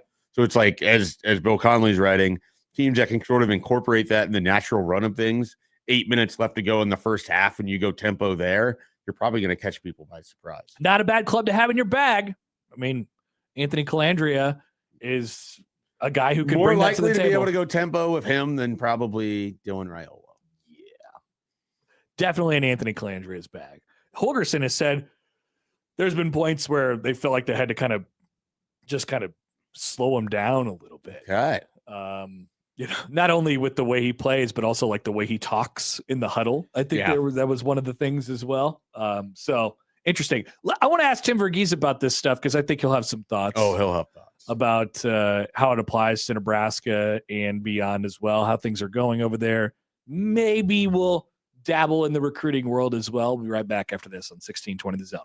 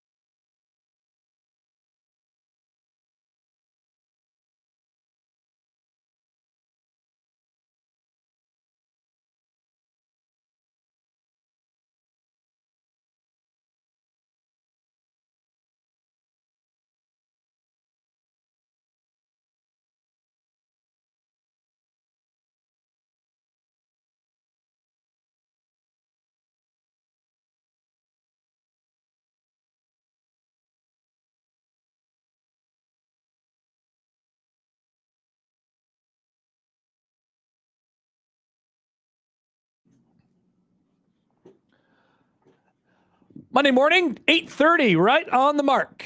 Happer and Schaefer, 1620 The Zone, 1620thezone.com. Connor Happer, Mike Schaefer, joined now on the Prairie Flower Casino Zone hotline by our good friend, Tim Verghese from inside Nebraska. Tim, good morning. How are you? Morning. How we doing? Good. I'm going to ask you the same question that Jerry DiNardo asked Dana Holgerson over the weekend, and it is basically, how would you describe Nebraska's offense? To be fair, Tim, he really did not have a word or a set of words to describe Nebraska's offense. But knowing Anthony Calandria's skill set and maybe what they're trying to accomplish and the guys that they have, what do you think they're going to do? Like, what are they going to be good at this year? You know, it's interesting. Like, the more I think about it, like, there's this interesting, I think, dichotomy at play here where my gut feel about this offense is I think the identity is going to be built through the offensive line. Like, I just think that that's where they're oldest. That's where I think they're going to find their leadership. That's where I think in tough moments they're going to find a consistent, something consistent to lean on. But I'm trying to counter that with, oh man, they really love the receiver room, Mm-hmm. and you hear Dana Holgerson talk about, wanting to play more 10 and wanting to get Quinn Clark out there more and, potentially playing 3 or 4 receivers at the same time. And so that makes it hard for me to say, okay, well, I think this offense's identity is going to be purely through the offensive line. No, I think they are going to spread it out a little more than they have in years past and really try to open up the passing game a little more than they have in years past, just because they can. I mean, I think they believe they can protect the quarterback this year. I think they believe they have weapons that can create separation and get open downfield.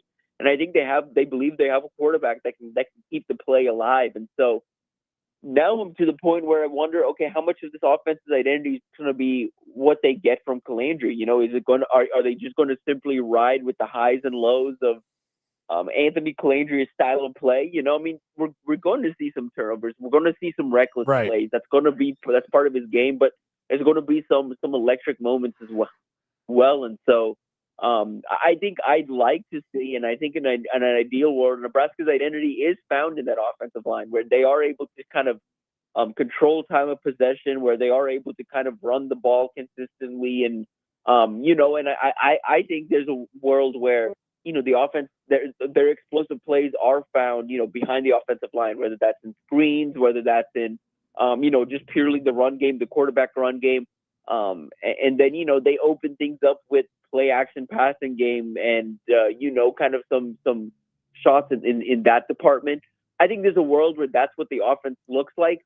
But I wonder if this is going to be more of just a balanced offense where they do kind of open it up, but just with what they have in that offense, in that wide receiver room right now. It's probably an oversimplification, but as you're sort of describing that, and I'm with you on sort of all those things, and it doesn't equal out to be anything that looks familiar, I guess, on paper. But as you're sort of going through all the parts, and people get, heebie-jeebies when you say this out loud, but like can you pass to set up the run? Everyone, you got to be one or the other, right? Run to set up the pass to set up the run. Is it pass to set up the run for Nebraska this year, given what their personnel looks like on paper?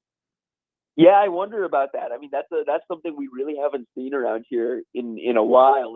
And I mean, I think there's a world where that happens. I don't get the sense from Matt Rhule. I mean, I think they recognize how important it is to run the ball and run the ball well in the Big Ten. I don't necessarily think that's going to be. Yeah, I don't know if that's what they're aiming for. Right. Tim, Nebraska announced their alternate jerseys that leaked out earlier this summer, but they officially announced them. We know that last year for the blackout game against USC, that was a massive recruiting weekend for Nebraska. They had a lot of big targets in for the 2027 class and beyond.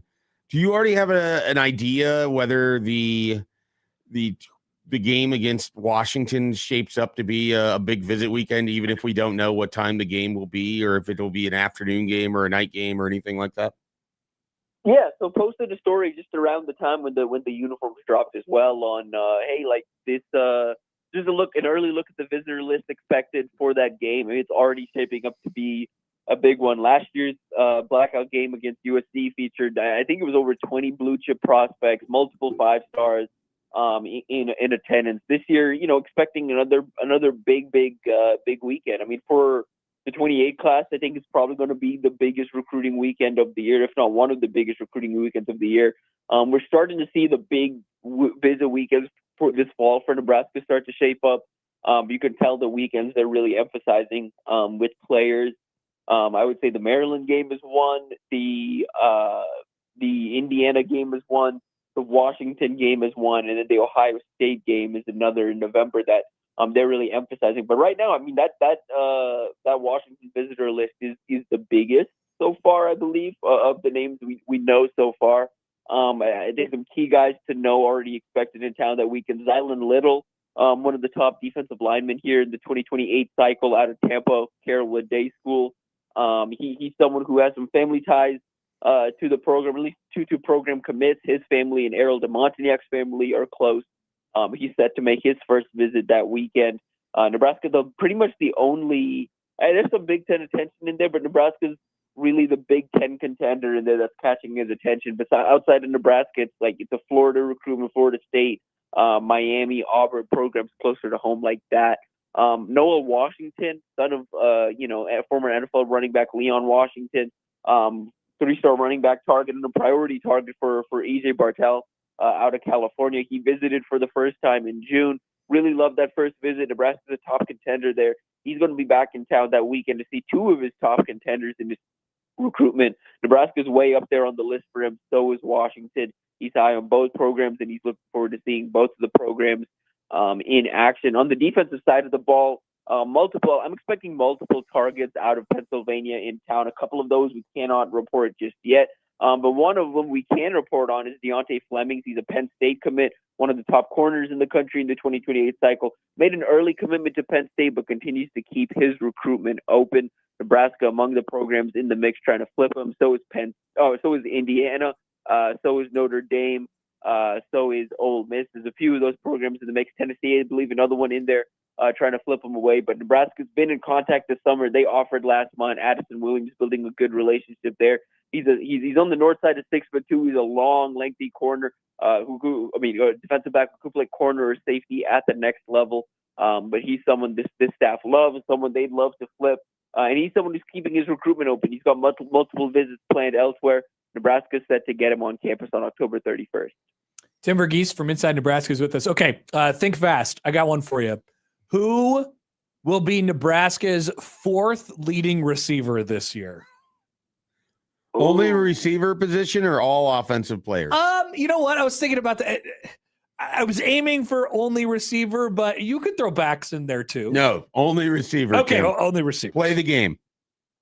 Okay, if it's only receivers, all right, I'm going to go, I think total receiving yards, I think Ja'Cory Barney finishes fourth. Wow. Okay, so now you have to tell me who the top three is going to be. Probably all-purpose yards, I think he's going to have the most, because I think he's going to get some touches out of the backfield, and obviously on special teams he's going to have a big role. I can see Quinn Clark jumping Ja'Cory Barney in the total yards, total receiving yards this fall. I'm trying to figure out a way to get Quinn in there, but yeah, I think Quinn finds a way in that top three. So then between Hunter and Gilmer, who's first? I think it's going to be Gilmer. I was going to say, you're a big Quasi Gilmer guy. Yeah, and I think, look, and I think, is it safe to say, I think if it comes down to yards per reception, I think Quasi's going to lead the team. I think he's going to have to be the chunk yardage guy. I think my take going into the season is Quinn's either going to be top 3 in receiving yards on this of the receivers, or he's going to be top 3 in yards per reception. I think one of those three, if not both, I think he's going to be in the top 3 this year. I have heard from some people that do not want Quinn Clark hype because they feel like they've heard his name mentioned for over a year and all of these things. Why would you buy in on Quinn Clark hype. I mean, I'm buying in. I believe in it. But I want to know, why does Tim Verghese think that Quinn Clark has the potential to be a big contributor for Nebraska in 2026?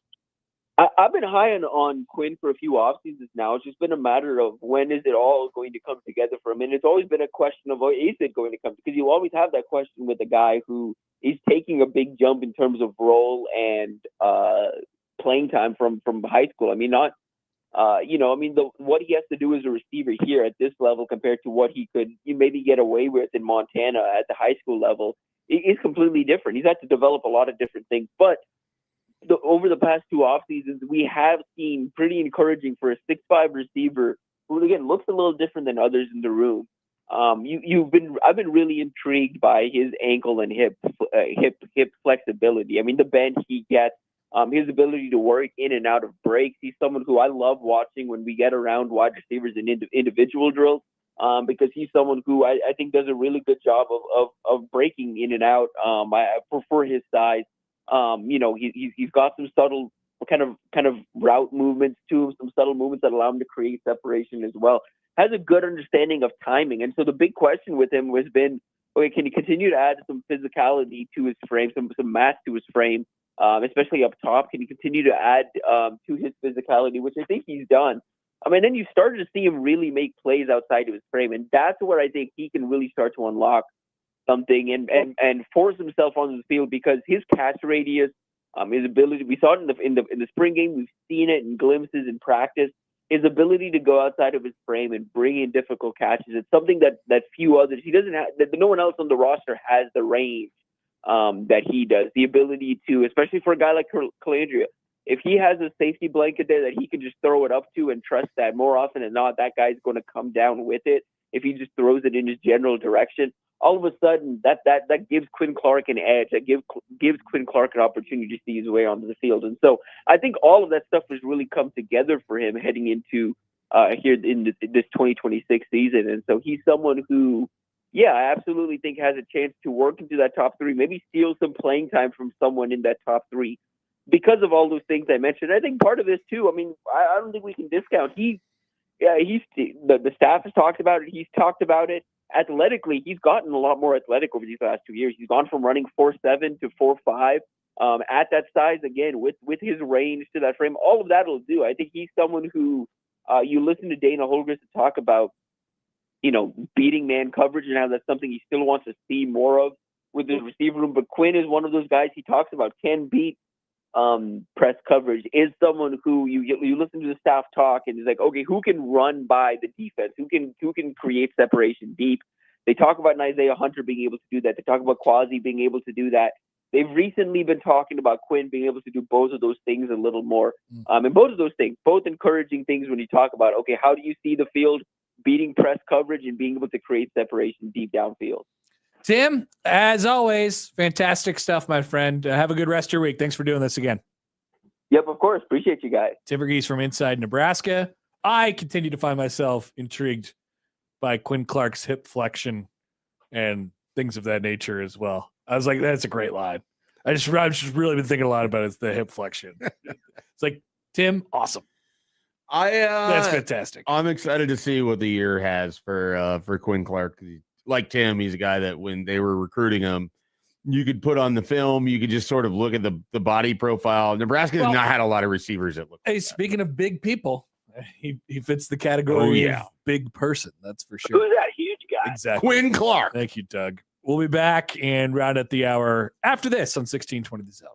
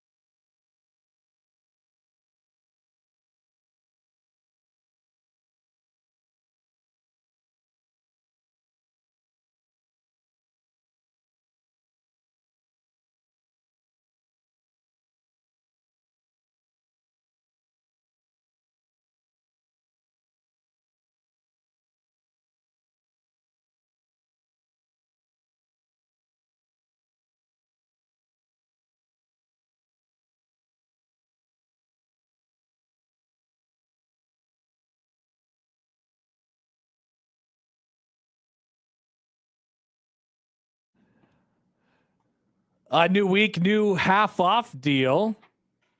Woodcliff, two $25 vouchers for just $25, the price of one. That's half off. The deal goes on sale Friday at 9. Also, we have them for $0 on this show all week. Joey, is this correct? Yes, that is correct. All right. Well, we'll have to find ways to give them away. Yeah, then. we will. We're giving away some Woodcliff. We're giving away some Woodcliff. Okay. Well, we'll find a way. We'll figure it out. Maybe one today. Maybe not. Probably not at this point. Feels like there will be a day where we give away 2 this week. Yes. Which is fine. Iowa. Let's go check in with our neighbors across the river. They do a Kids Day open scrimmage and every year. And as of right now, they are in a quarterback battle. 2 men enter, Jeremy Heklinski and Hank Brown. Were any of the kids allowed to compete for the quarterback job as well? I believe Jeremy Heklinski is one of the kids, yes. Based on the alleged physical numbers. I saw a picture. Okay. So you confirmed with your own eyes? Yeah, they pulled him right out of the crowd. He's like, here you go. And he lit it up. According to the Iowa beat writers the kids that were there, he, in his drives, went 17 of 25 for 205 yards and 5 touchdowns. This is apparently with the ones against the ones. And Hank Brown, the other guy in this quarterback battle, had a much worse day, 9 of 21 for 42 yards. Now, a normal person might say, well, that's about it then. That's all we need to see. The quarterback battle at Iowa is over. Kirk Ferentz, not a normal person, answered questions after practice and said, I think as you can see, it's very cloudy. It's a very cloudy quarterback situation, and we do not know who our quarterback is going to be yet. Now, some might say, well, he's just playing the game. He didn't want to, he wants to keep everybody in it, but he really knows in the back of his head. I actually think he's telling the truth because there is a sense amongst the Iowans, the Iowa community, that because Jeremy Heklinski played so well and so publicly in this scrimmage, that he will now not win the starting quarterback battle, and he will lose it to the guy who played so publicly poorly on Saturday at the public scrimmage. I can't wait to see the result of this. So the belief from the Iowa beat writers is that Hank Brown is likely to be the quarterback? No, the Iowa beat writers are making it a very pointed effort the last 48 hours to be like, Jeremy Heklinski, the guy who was good, needs to be the starter. He needs to be. But the Iowa fan base is like, no, we've been through this before. We have had quarterbacks that we've actually wanted to see, and they don't end up being the starting quarterback. And then it turns out like a year, because he likes to play old guys, right? Oh, yeah. He likes to play older, experienced guys. Jeremy Heklinski is in his second year. Yeah, he's second year with Iowa. Yeah. I don't think he's like super experienced, but at the same time, I mean, I think he's. It's not like Hank Brown is the most experienced guy either, transferred from. This sounds like it's an opportunity for us to get our old friend Sean Bach on the phone. Oh! And he could let us know what's happening over there. And I have some questions for him about how we get into the Field of Dreams game next year as well. So do we want to have Sean Bach on this week? Let's call Sean. He, I think, occasionally listens to the show. Hi, Sean. Good morning. So he's a big White Sox fan. We've got a lot of things we can talk about with Sean Bach. Yeah. We need to save some minutes for Sean Bach. I wonder if he is under the impression that the worst of the 2 quarterbacks is going to start too. I loved just kind of digging into that over the weekend because I saw the I can't tell. Everybody's got a video. Though. They got a video coming out of a practice like, hey, I'm here live from Iowa practice. I'll tell you what, I've never seen a quarterback performance like that in my life at this Iowa fan day thing, And then everyone on Twitter is like, yeah, it's fine. They're not going to start him. They're going to start the other guy. I can't wait to see what they land on. I really can't. Either way, it's going to be terrible. I want more notes on this open scrimmage thing. Like, was the defense allowed to rush the passer? I don't know. That's why we got to call Sean Bach. More 7-on-7. Yeah, we got to figure that out. And then I'm over here at the Hawkeye Insider where Sean Bach works, and the first thing I notice is a picture of Jay Norvell, and I have to remind myself he's on the staff over there. Yes, he's no longer going to be the angry Colorado State head coach. He was tweeting about the Hawks He was over the weekend. I saw one of his tweets pop up because I was too locked into the Iowa stuff. Another Iowa related thing. The algorithm got you? I did. They're like, oh, for you. They're not on your timeline, but you're reading about Iowa. You're getting more Iowa. I've recently spent some time in Iowa. I am interested in the Field of Dreams game next year, and I'm interested in the Iowa quarterback situation. Are So it the fed me a Jay Royals Norvell in the tweet. Field of Dreams game next year? Yes. Fields of Dreams. I have a long accountability. A long one. Against the We're Boston going to have to leave some time. Red Sox. This happens when you're gone for one day. Oh, I have accountability from when I was gone. I have accountability from when I was here. I need to be accountable. I saw another Iowa thing over the weekend. I watched the Michigan State BTN camp deal. They had LeVar Woods on there. Oh. LeVar Woods was fired up about the new punt rules, which I forgot about. And I mean fired up in a negative way. He hates them. He hates that you could only have like two guys at the line of scrimmage. Yeah. It's like make a punt. It's this weird version of a punt. You'll see it this year. LeVar Woods is not happy about it. He is quite unhappy about it. I wonder what this will all mean for Iowa. If they take a step back on special teams and if they have good quarterback play this year. And a bad defense and everyone's just shredding. Yeah, it could be. Except Hank Brown. They could go 4-8. I don't know. I'm not sure. If only. The world is upside down. Sign me up. You're excited for this potential? Sign me up for that. Iowa has good quarterback play, a bad defense, and bad special teams, and they go 4-8. Yes. The world would be upside Let's sign down. that contract. J-Man writes in on the on YouTube, Field of Dreams during the 2027 lockout. It should be pretty easy to roll into Northeast Iowa and go on the field. Yeah. It's very possible. It is really hard to like baseball at the moment. Unless it's in a cornfield and it's happening. All right, we'll take a break. 9 o'clock hour after this on 1620 The Zone.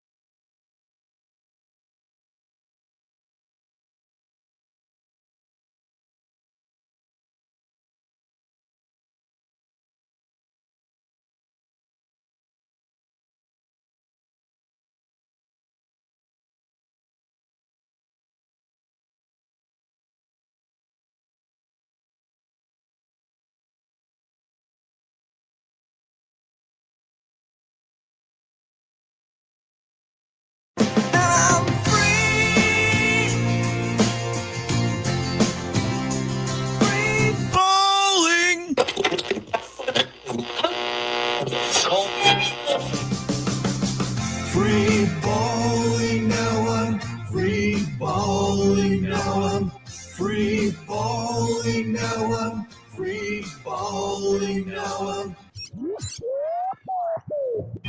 It's time for Free balling. where the producer reads questions on things happening in the world of sports. Connor and Mike will have the answers. Joey, why didn't you name yourself in the free balling open? You just referred to yourself as the producer. Yeah, that's who I am. I'm the producer. Why don't you say Joey? Well, here's the thing. What if I'm not here? Well, what if we're What if not it here? We're not here. That is true. Accountability. Now, I guess when it was Friday or There's Monday, a way and- better chance that we're not here than you're not here. yeah, there's two of us, so that's multiple opportunities Yeah. for someone to be gone. Now, I was gone on Friday, and I'm sure you did free balling. Actually, I don't know, We did. Yeah, we did. and so it still kind of works with severe, I guess, and with stibs, and with Snow. snow, and with solder. Now with Nick. Did not work with me. Big It did swim not. or regular swim. Did you call him Big Swim? Yeah, I did. I had to get the whole backstory on the swim thing. It's good. Did he end it like he did when he first told us? And he's like, "So I have to thank Sybil for sending me on a weight loss journey." he said he saw a picture of himself. I was like, it's time to make a change. And he did. Nice job by Good Nick. for him. All right, what do we got today? This weekend's former MLB pitcher and surgery namesake Tommy John passed away at Yeah. 83. Many have argued he deserves a spot in Cooperstown, not just because of the surgery, but his career overall. What say you guys? So do you put the surgeon in or do you put him in? Yeah, it's tough. So part of me thinks he should be in part because his numbers aren't like his numbers are fine. It's not like they wouldn't deserve some recognition. But the whole reason that he would be in is that he had this surgery and then proceeded to have his career, and he pitched for like 26 seasons. Yep. The guy pitched forever. And so part of it is like, okay, you're maybe you need like a Tommy John wing.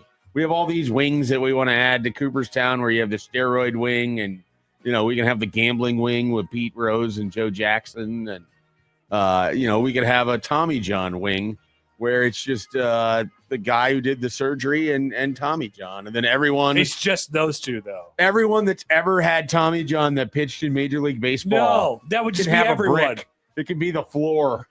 It would go forever. Oh, okay. Interesting. You just put. Do you know how long this wing would be? I mean, it would be everybody. Seemingly, Every pitcher that's ever pitched. it's really hard to think of one that hasn't. Soon to be Paul Skeens. Oh no! I'm sorry. Yeah, so put Dr. Frank Job in the Hall of Fame. That's what we're saying. Job. Congratulations, And, Doc. I What think a Tommy John- great I don't idea. What a crazy person. He thought of this in the 70s. He's like, you know what? We're gonna take a ligament from your knee or wherever and wrap it around your elbow, and that will give you a whole new lease on life as far as your elbow is concerned. Then you can continue to throw. And you could continue to throw. And then it would be the precursor one day to people learning that they could throw 1,000,000 miles an hour If you can train it up yeah. over a Yeah. long period of time. Well, we'll see who all gets a brick in the Tommy John wing. I can't wait. I can't wait to find out. All right, Nebraska volleyball played its red and white scrimmage at PBA over the weekend. Red defeated the white 3-1. The teams were intermixed, so starters and bench players are mixed up on both teams. They played on both teams But effectively. what percentage of the schedule do you think a team of Nebraska's bench players would be better than? 90. It does seem like it'd be really high. Yeah, it's Look, I've absurd. heard people joke that like Nebraska's bench would be top 5, I think you could and that seems high. you could realistically and easily, I think, say top 25. I think a more like fun way that to one think is of it. actually real. I think a more fun way to think of it is: would in the inaugural year of the Big Ten volleyball tournament, would Nebraska's bench team be higher than or better than like a 5 seed? Like if they played the whole Big Ten season with the bench team was another thing. The bench team was actually. You get rid of the worst team in Big Ten volleyball and you put Nebraska in as their bench team. But how much worse would that make the Nebraska A team? Worse Without their because they'd bench have to team. play every match and every minute. all the time. Right. So that would effectively hurt. But I still think they'd be pretty good. Yeah. I think both of them would be like top 4 seeds. I think so. I think that's effectively exactly right. like Wisconsin and Penn State would be better, and then Nebraska would be 4th. Yeah. There was a lot to like. I listened to John Baylor on the radio as I was returning from Creighton's volleyball exhibition. It's not football, but one of the sounds of the fall is John Baylor calling games. And I love John Baylor. I honestly, I say this all the time. Such a rhythm. We and a are flow, so fortunate of the different people that do play-by-play for the Nebraska sports or Creighton or UNO. Like, we have so many good, distinct voices that have their own character in this whole thing. Yeah. You know? Definitely. That guy is so many bits. fascinating. It really is. He's introduced himself to me like a dozen times. I've given up just explaining that we've met or that we've golfed together or whatever it is. Oh, John Baylor. Yeah, we played golf together like 6 times. Oh, wow. I don't remember that. Yeah, basically Call the grandkids. It's like Dana Holgerson. I don't know that. No, I don't know anything I haven't about heard that. Apparently, Manaya Obeche. People be liking Manaya Obeche. Are you ready to hear about some Manaya Obeche? Sure. All right. Well, it's coming to I want to know who the near next you. wave is, because I feel like we've been talking about Harper Murray and Andy Jackson and Bergen Riley for about 14 years. So, Yes. you know, Oh, you're sick of Andy, No, I am Andy not. Jackson? I am not sick Okay. of them. I'm just saying, like, they've been around a long time. And so the next wave of what follows fascinates me too. That's why I want the second team to be playing instead of Northwestern volleyball. That would be better for the Big Ten, I think. Yes. It'd be more or exciting. Iowa. Be expensive for Nebraska. It would be, sadly. What if Although they do have a home field in Chicago. What if Nebraska's second volleyball team allowed you to sell even more tickets, Troy Dannon? Consider that. Seriously. Get more volleyball They'd revenue. probably put that into action pretty quick.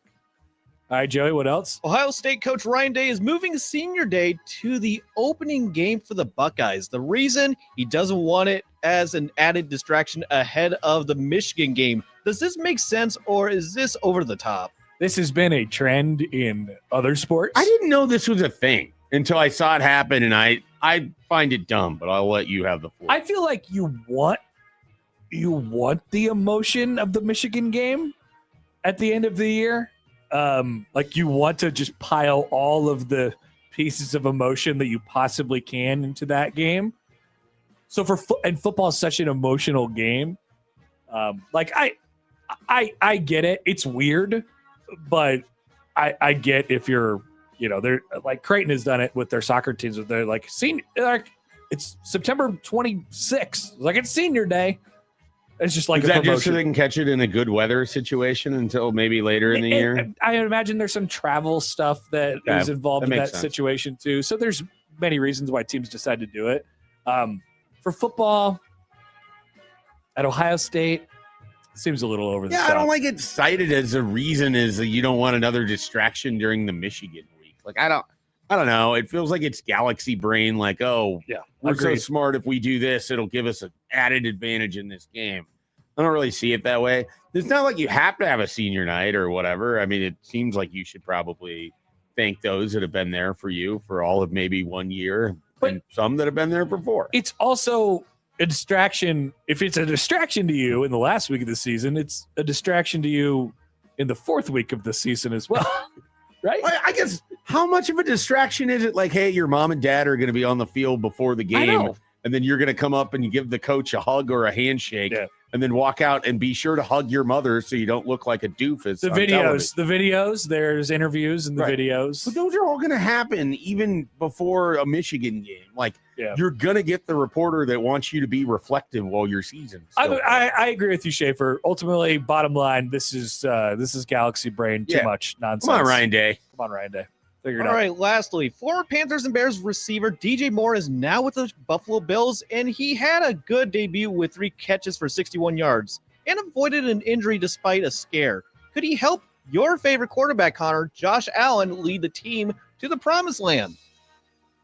No, he's not going to win the Super Bowl. But I like DJ Moore, and I think he's going to have many receiving yards this year. He will be a very, very sought after fantasy guy this year because he's playing with Josh Allen. I have to make a really big decision on whether I want to keep him over potentially cheaper and more interesting wide receivers. Oh, you're an auction guy, right? I'm in an auction and a dynasty. So what can you keep him for? Like $32 out of $200? Like a $300 budget. That's And not so bad. he would be my third or fourth wide receiver because I am loaded with JSN and Ibuka and all this other stuff. Damn, that's pretty nice though. Yeah, and Devonta Smith. But he could be really good. I think he could. Yeah. The other problem is no one's willing to trade me anything for him. Nobody is ever willing to trade the good. Trading is died. The people who are Nobody good, likes to trade. No, everybody thinks they're always getting screwed. Yep. In fantasy football, it's like, well, no, I'm trying to make They're my always team talking better. to their potsy, and their potsy guys like, you got to get more value. Thank you. Stop asking your AIs and your potsies about these trades and making them, and then they'll come back with the counter offer that is the most ridiculous thing you've ever seen. It's like, no, why don't you just talk to me? Let's make a trade. Nobody ever trades with the people who are good at fantasy football. Yeah. I just want a second round pick in a rookie draft for DJ Moore. It shouldn't be that hard to get. I don't even know the rules of your league seem so foreign. to Oh me. man, you would hate it. There's no question you would absolutely hate it. We have a keeper league, but it has a draft every year, and it makes more sense to me that way. Yeah. Well, I mean, you might actually really enjoy the auction part of it because it's endless action until you're out of money, and then you have to wait around to bid your $1. Well, that's what happened in our Husker thing. I know you came out of the gates firing. It was fun to see. I spent a lot of money. I spent a lot of money very quickly. You got your guys. I'm going to keep Ladd McConkey again this year. Okay. For a 7th rounder. He's pretty good. He is pretty good. I like Ladd McConkey. I I bet on him for an anytime touchdown when I was in Vegas. I could keep Zay Flowers, a fast person. I'm excited to have the Zay Flowers conversation when we're allowed to have it. I'm not going to keep Zay Flowers, but apparently we have to talk about Zay Flowers in the crossover today. Yeah. It's topic alert. That'll be fun. So get ready. When we return, Michael Brunts from Husker 24/7 is up next on 1620 The Zone.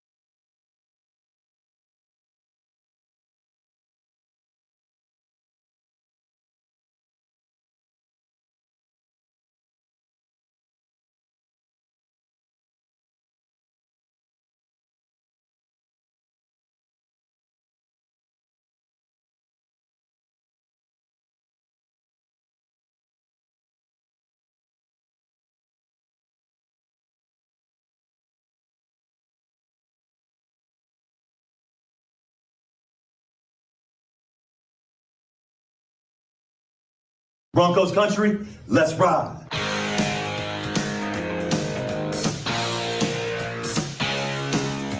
The Bronx is back in town. The Bronx is back in town. I said the Bronx is back in town. The Bronx is back in town. The Bronx is back in town. Bronx is back in town. The Bronx is back in town. Bronx is back in town. Michael Brooks, Husker 24/7 on Happer and Schaefer, 1620 The Zone. And we are joined now on the Prairie Flower Casino Zone hotline by our good friend Michael Brunts from Husker 24/7. Hello, Michael. Hello. What is there a list of things that now I'm kind of putting you on the spot here? You have taught me about the great splendors of coffee, which I now proudly drink daily. Is there anything that Mike Schaefer has put you on that is now a part of your daily life? Like he just made me download the McDonald's app. I did. The McDonald's. I'm sure there are. It's a tough one. Can't think of any. I think Brunts' use of the word boom went up 200%. Boom. Because that's how we would respond in affirmative to things. Yeah, that was. We had a couple of years of that going, I think. I don't think that still exists in the same way. No. I'll probably hang up with you guys and think of like three things. I know that they exist. Here's an obvious one. He's no doubt rekindled my appreciation for Coors Banquet. I know that much. Nice.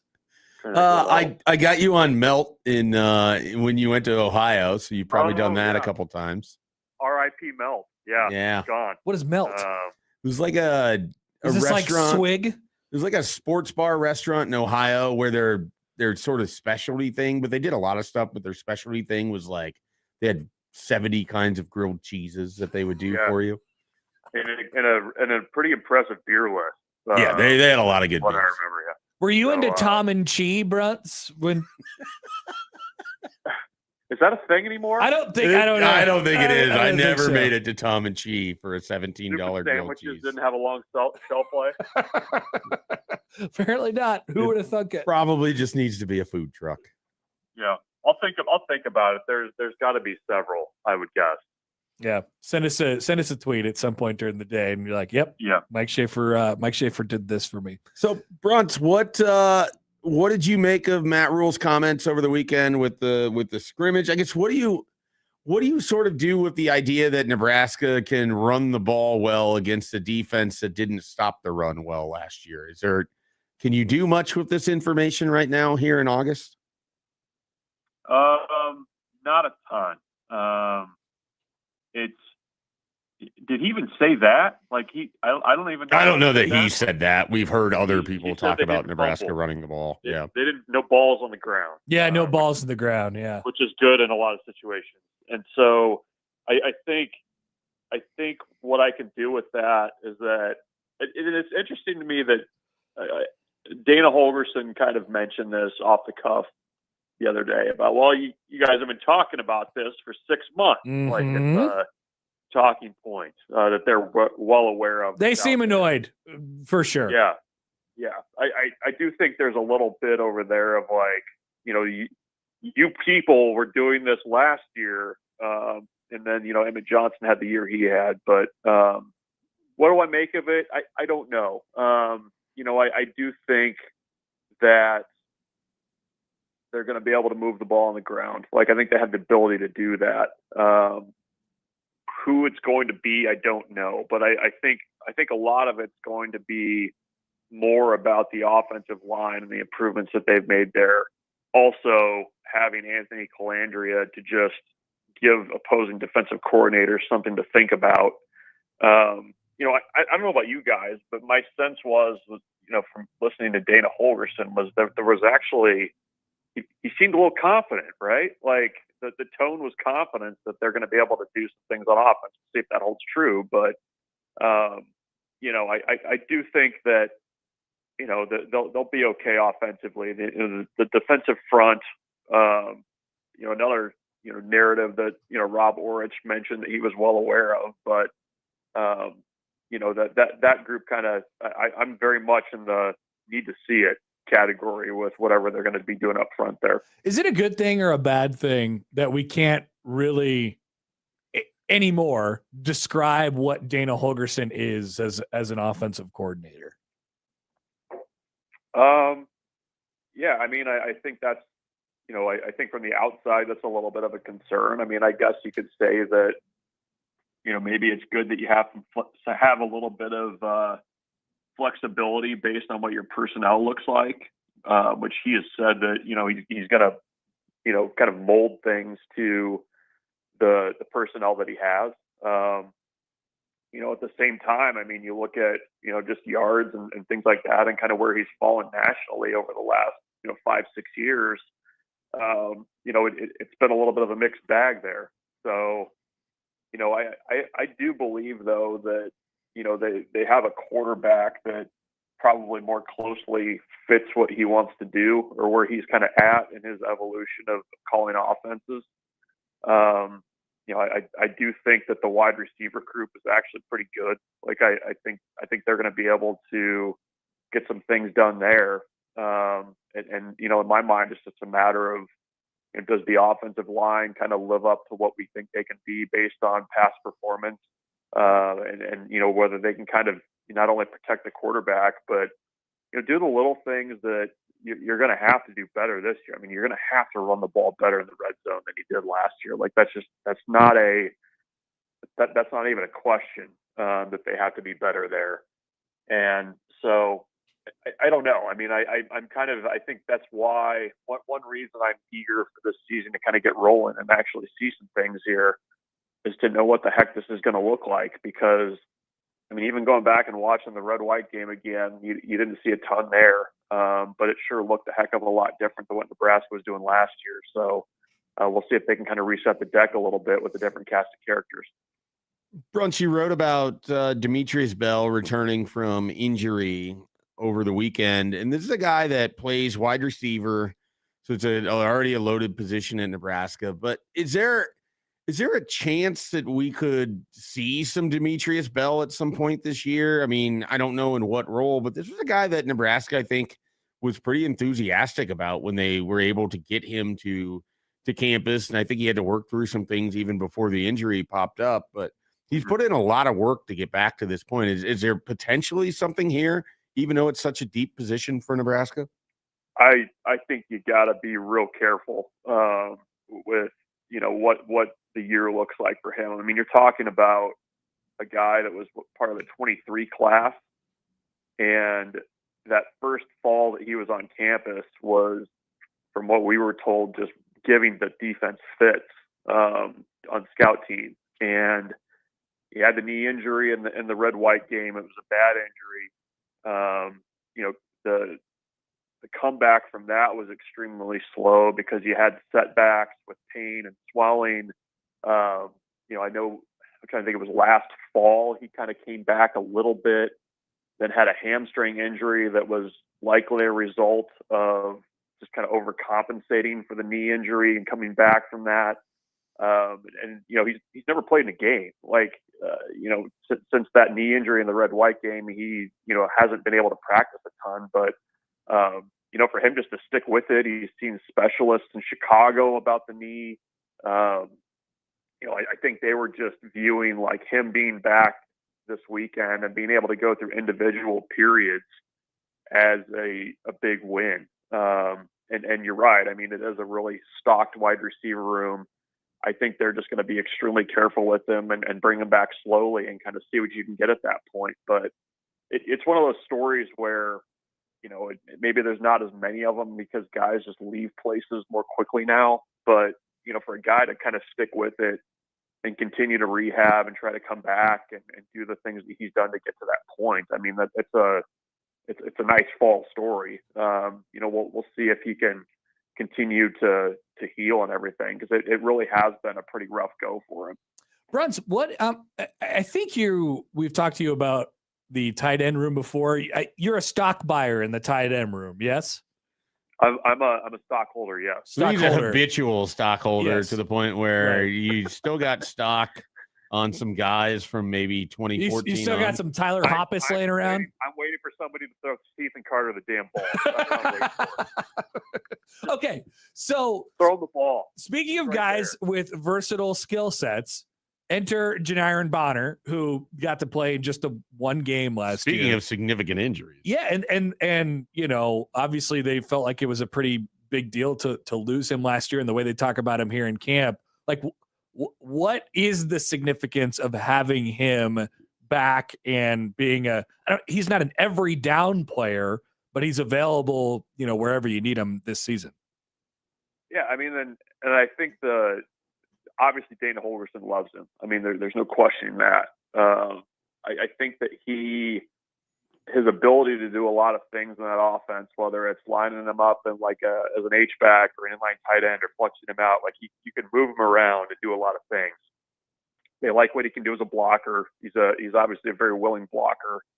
And they had big plans for him last year when he got injured. And, you know, I think he's another guy that they're also being very careful with this fall to make sure that he gets through camp and gets to the season okay. But, you know, he's interesting because of the way they can use him. My sense is that he's also being used in some ways to kind of motivate Nebraska's tight ends a little bit, because Dana Holgerson said, like, look, you know, the tight ends didn't have a great summer. Part of that was because Janiron Bonner, you know, wasn't back yet. Now he's back. It's like, okay, if you're not going to play, we're just going to give all your snaps to Bonner because, you know, he can do a lot of things. So, you know, I think he's going to be, you know, an important part of the offense once again. And just because, I mean, think about this. Like, I think they listed him as like a slot receiver last year. You know, you could have Ja'Cory Barney out there at his size. You could have Janiron Bonner out there, who I think is listed at like 6'3", you know, 220, something like that. Like, it's a completely different look out there. So, you know, him coming back is interesting. I mean, I think there's going to be some young guys that are going to emerge from that group too. I mean, I am holding stock, as I do on a lot of the tight ends. I think Eric Ingerson is going to be somebody that they're going to use this year. You know, I think not only as a potential inline blocker, I think he's probably a little bit underrated as a runner based on or a route runner based on the work he's put in. So we'll see how that all kind of, you know, fleshes itself out. But there's a lot of guys in that group that are, I think, fairly talented, but they're young and unproven. So those first three games, I think, are going to be really important for that group. Carter Nelson's in that group too, as a guy that apparently is now 250 pounds and looks very different than maybe we remember him. Brunts, one of the things you do over at Husker 24/7 every week once preseason action gets going is you're charting and putting out their snap counts and everything for former Huskers that are in the NFL. Is this about as weak as the crop has ever? We no longer have Levante David. Sue left us a few years ago. Whoa, did you see the Bucks offensive line? I did see the Bucks offensive line. Okay, I don't know how many of those guys will make it to the 53-man portion of the roster, but I'm just curious, Bruns, is it going to be pretty bleak when you get into the regular season? Yeah, it was that way last year, even with Levante David. You know, it's but at least you have like a Hall of Famer in Levante David. Now, yeah, no, it was the best Husker in the NFL is Cam Jurgens, right? Yeah, it would probably be Cam Jurgens, and you know, certainly not many skill position players floating around. I mean, you have like Samori Toure and. I mean, yeah, Amir Abdullah is your best skill position player floating. Yeah, around. I mean, maybe Emmett Johnson will be though. Yeah, I mean, you got to give Luke Gifford some credit in there too. Special teams ace Luke Gifford. He's halfway to Levante David's Pro Bowl number already, which is kind of wild, but neither here nor there. Crazy. But no, I mean, I think, you know, when you look at the way that Nebraska's performed in the NFL draft over the last, you know, 5-6 years, you're starting to see the kind of trickle down of that now. You know, it's a lot of guys that are, you know, bouncing back and forth between practice squads and the 53-man, guys that are, being claimed off of waivers, weekly. I think Garrett Nelson's played for, 3 or 4 teams in the last year, just based on similar things like that. So, yeah, I mean, that you got to get back to having more guys that are, maybe not Levante David level, but, guys that are weekly contributors on NFL teams. We'll see who makes rosters and that kind of thing. Emmett Johnson, I know, had a pretty good game against the Rams. So, but yeah, I mean, it's not real hard to draw a line between, maybe what you're seeing on the field on Saturdays and maybe kind of what's coming up in the NFL on Sundays. So they've got to get that fixed. Brents, one more for you. The AP poll comes out in an hour or so here. Will Nebraska receive any votes in the preseason AP poll? I doubt it. I would be surprised. Would you vote for him? As a top 25 team, not right now. No. What was the number? There were 10 teams on the initial AP top 25 last year who ended up not ranked by the end of the season. Was that the number I saw? I believe that is correct. Yes. Yeah. I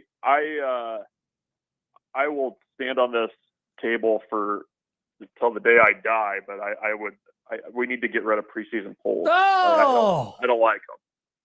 I like the table that you're standing on. I agree. I don't like that table. I don't want to see a poll until like late October, like Halloween. There should be a Halloween poll. That's when it comes out. Now you're sounding like you're getting political here. Halloween. Halloween's the first poll for in the Michael Brunt's Perfect College Football Society. I'd be okay with that. I like the fodder.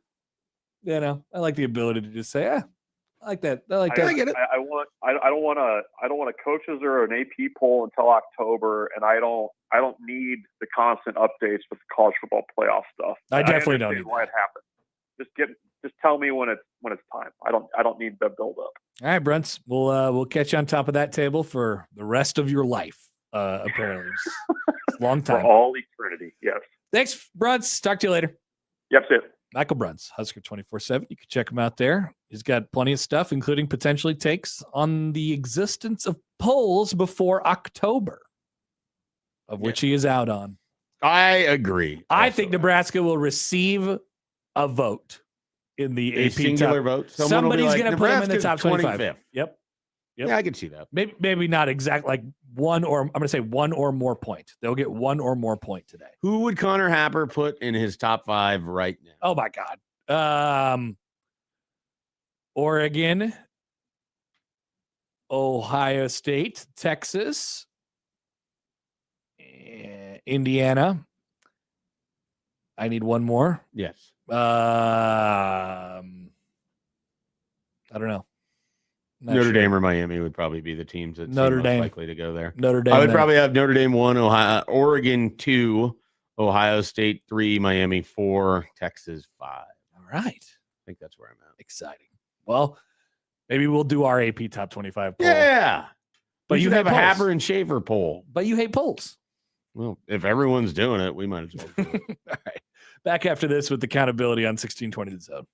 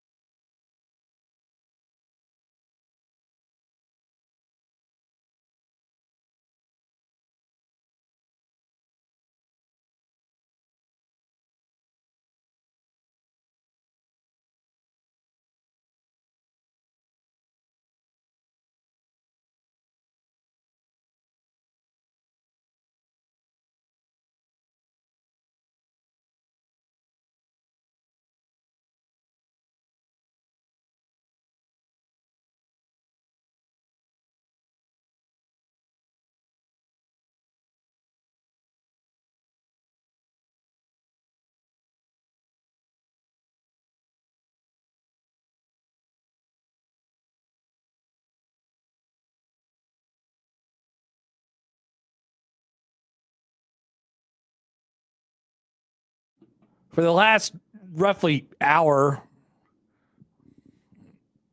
there's been a conversation in the YouTube comments that I have no idea what's going on. I just wish we were entertaining enough for people to comment on our show. Challenges are being made. Somebody always comes in and says like Rhule sucks, and then it just blows up. Yeah. I think somebody is trying to bomb our chats. You think so? I assume this is just what happens in all of these things, is it's similar to every message board experience possible. Yeah, you're probably right. Someone starts a thread like, hey, I saw a great movie last night. And then the first one invariably will be, yeah, it doesn't matter. Nebraska's going 7-5 anyway. So, I mean, that's just kind of what it is. I want to go in somebody else's chat and just throw in like, should we take over middays with Matt sometime?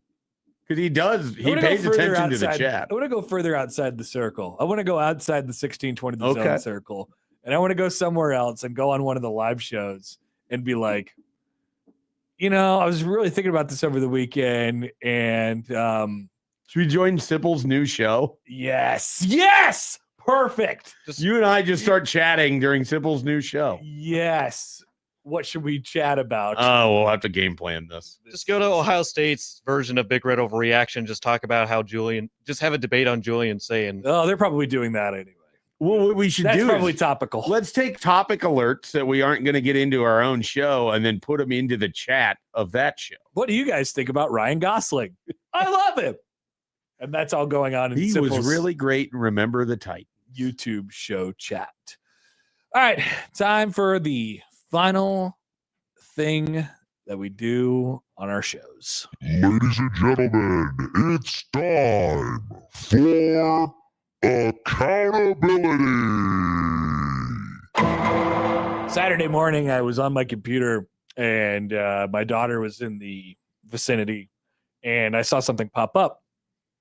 And it was Kristen Bell walking down the aisle at Coors Field during a Savannah Bananas game, singing. Are you talking is this like a Mad Lib right now? This is important. Okay. Singing her part in the Frozen song, at the beginning of Frozen. Sure. And I can't remember even which one it was, but I turned that video on and my daughter was like, it ended after 2 minutes and she was like, I want more. Give me more of this. And my wife was like, you know what? I think I could. She came over because it caught her attention too. And she was like, I might be interested in a Savannah Bananas game. And I said, oh no. This is a disaster. I just wanted to watch a video on my computer. And it turned out I got everybody inadvertently interested in the Savannah Bananas. So how much did you end up watching? I watched the whole video. Oh man, it was 2 minutes. It was that's not that bad. It was Kristen Bell, and she did her song, and then because she's Anna in Frozen, and then there was another guy from a different musical that I hadn't seen before, and then they combined, and then they did the Dirty Dancing song at the end, and with the move and everything, and then the song ended, and then they played baseball. Nobody stuck around for the baseball. No, nobody cares about the baseball. Well, at least it's only 2 minutes. It's about the dancing. Yeah, that's not bad. So I'd like to take accountability for that. If you ever find me at Savannah Bananas game, it's my own fault. 100%. Or there's a Disney princess night and you've been dragged there. That is very likely. It seems possible that could happen. Yep. So I have a lot of accountability to get to. Okay. From over the weekend. We'll start with this. I was gone on Friday because I went out to Tatanka out near Niobrara to play golf. Played 73 holes of golf over 3 days. The reason that it was 73 is I was in a one-hole playoff for a championship for a two-man event that was on Saturday morning. There's Friday you play, and then you get partnered up based on how you score Friday with your partner for Saturday morning. There's a two-man event. My partner and I were cruising. I had 3 birdies on Saturday morning. I was playing very good golf. He's a good golfer. We are in command going into the final 3 holes. That's not where you want to be. Going and into the wheels final came off. Speaking from experience, So, you don't want to have a big lead going into the back nine on Sunday. I'll try to be quick with this. We both hit big bombs of drives on 16. We're set up well. We're within 100 yards into the green. I send my shot over, hoping to either be on the green or by the green. We're just looking to get a par. All we have to do is just maintain what we're at. We would find out a 4-stroke lead from this point forward. I missed the green. Not only do I miss the green, I couldn't try to do this if I wanted to. I hit a corner of the cart path that then sent my ball careening into the field. So I'm basically out on the hole. It's a 2-man best ball thing. So my partner has to, looking for him to get a par. No problem. He's 15 yards closer than I am. He ends up leaving his shot a little bit short, doesn't roll up on the green. He chips it, doesn't get that far, so he's got about a 25-foot putt. It stops 1 inch from the hole. Whatever, and we're now +3. We go to the next hole, which is a par 3 overlooking a bluff, hitting down about 155 yards. He chunks it. I top it.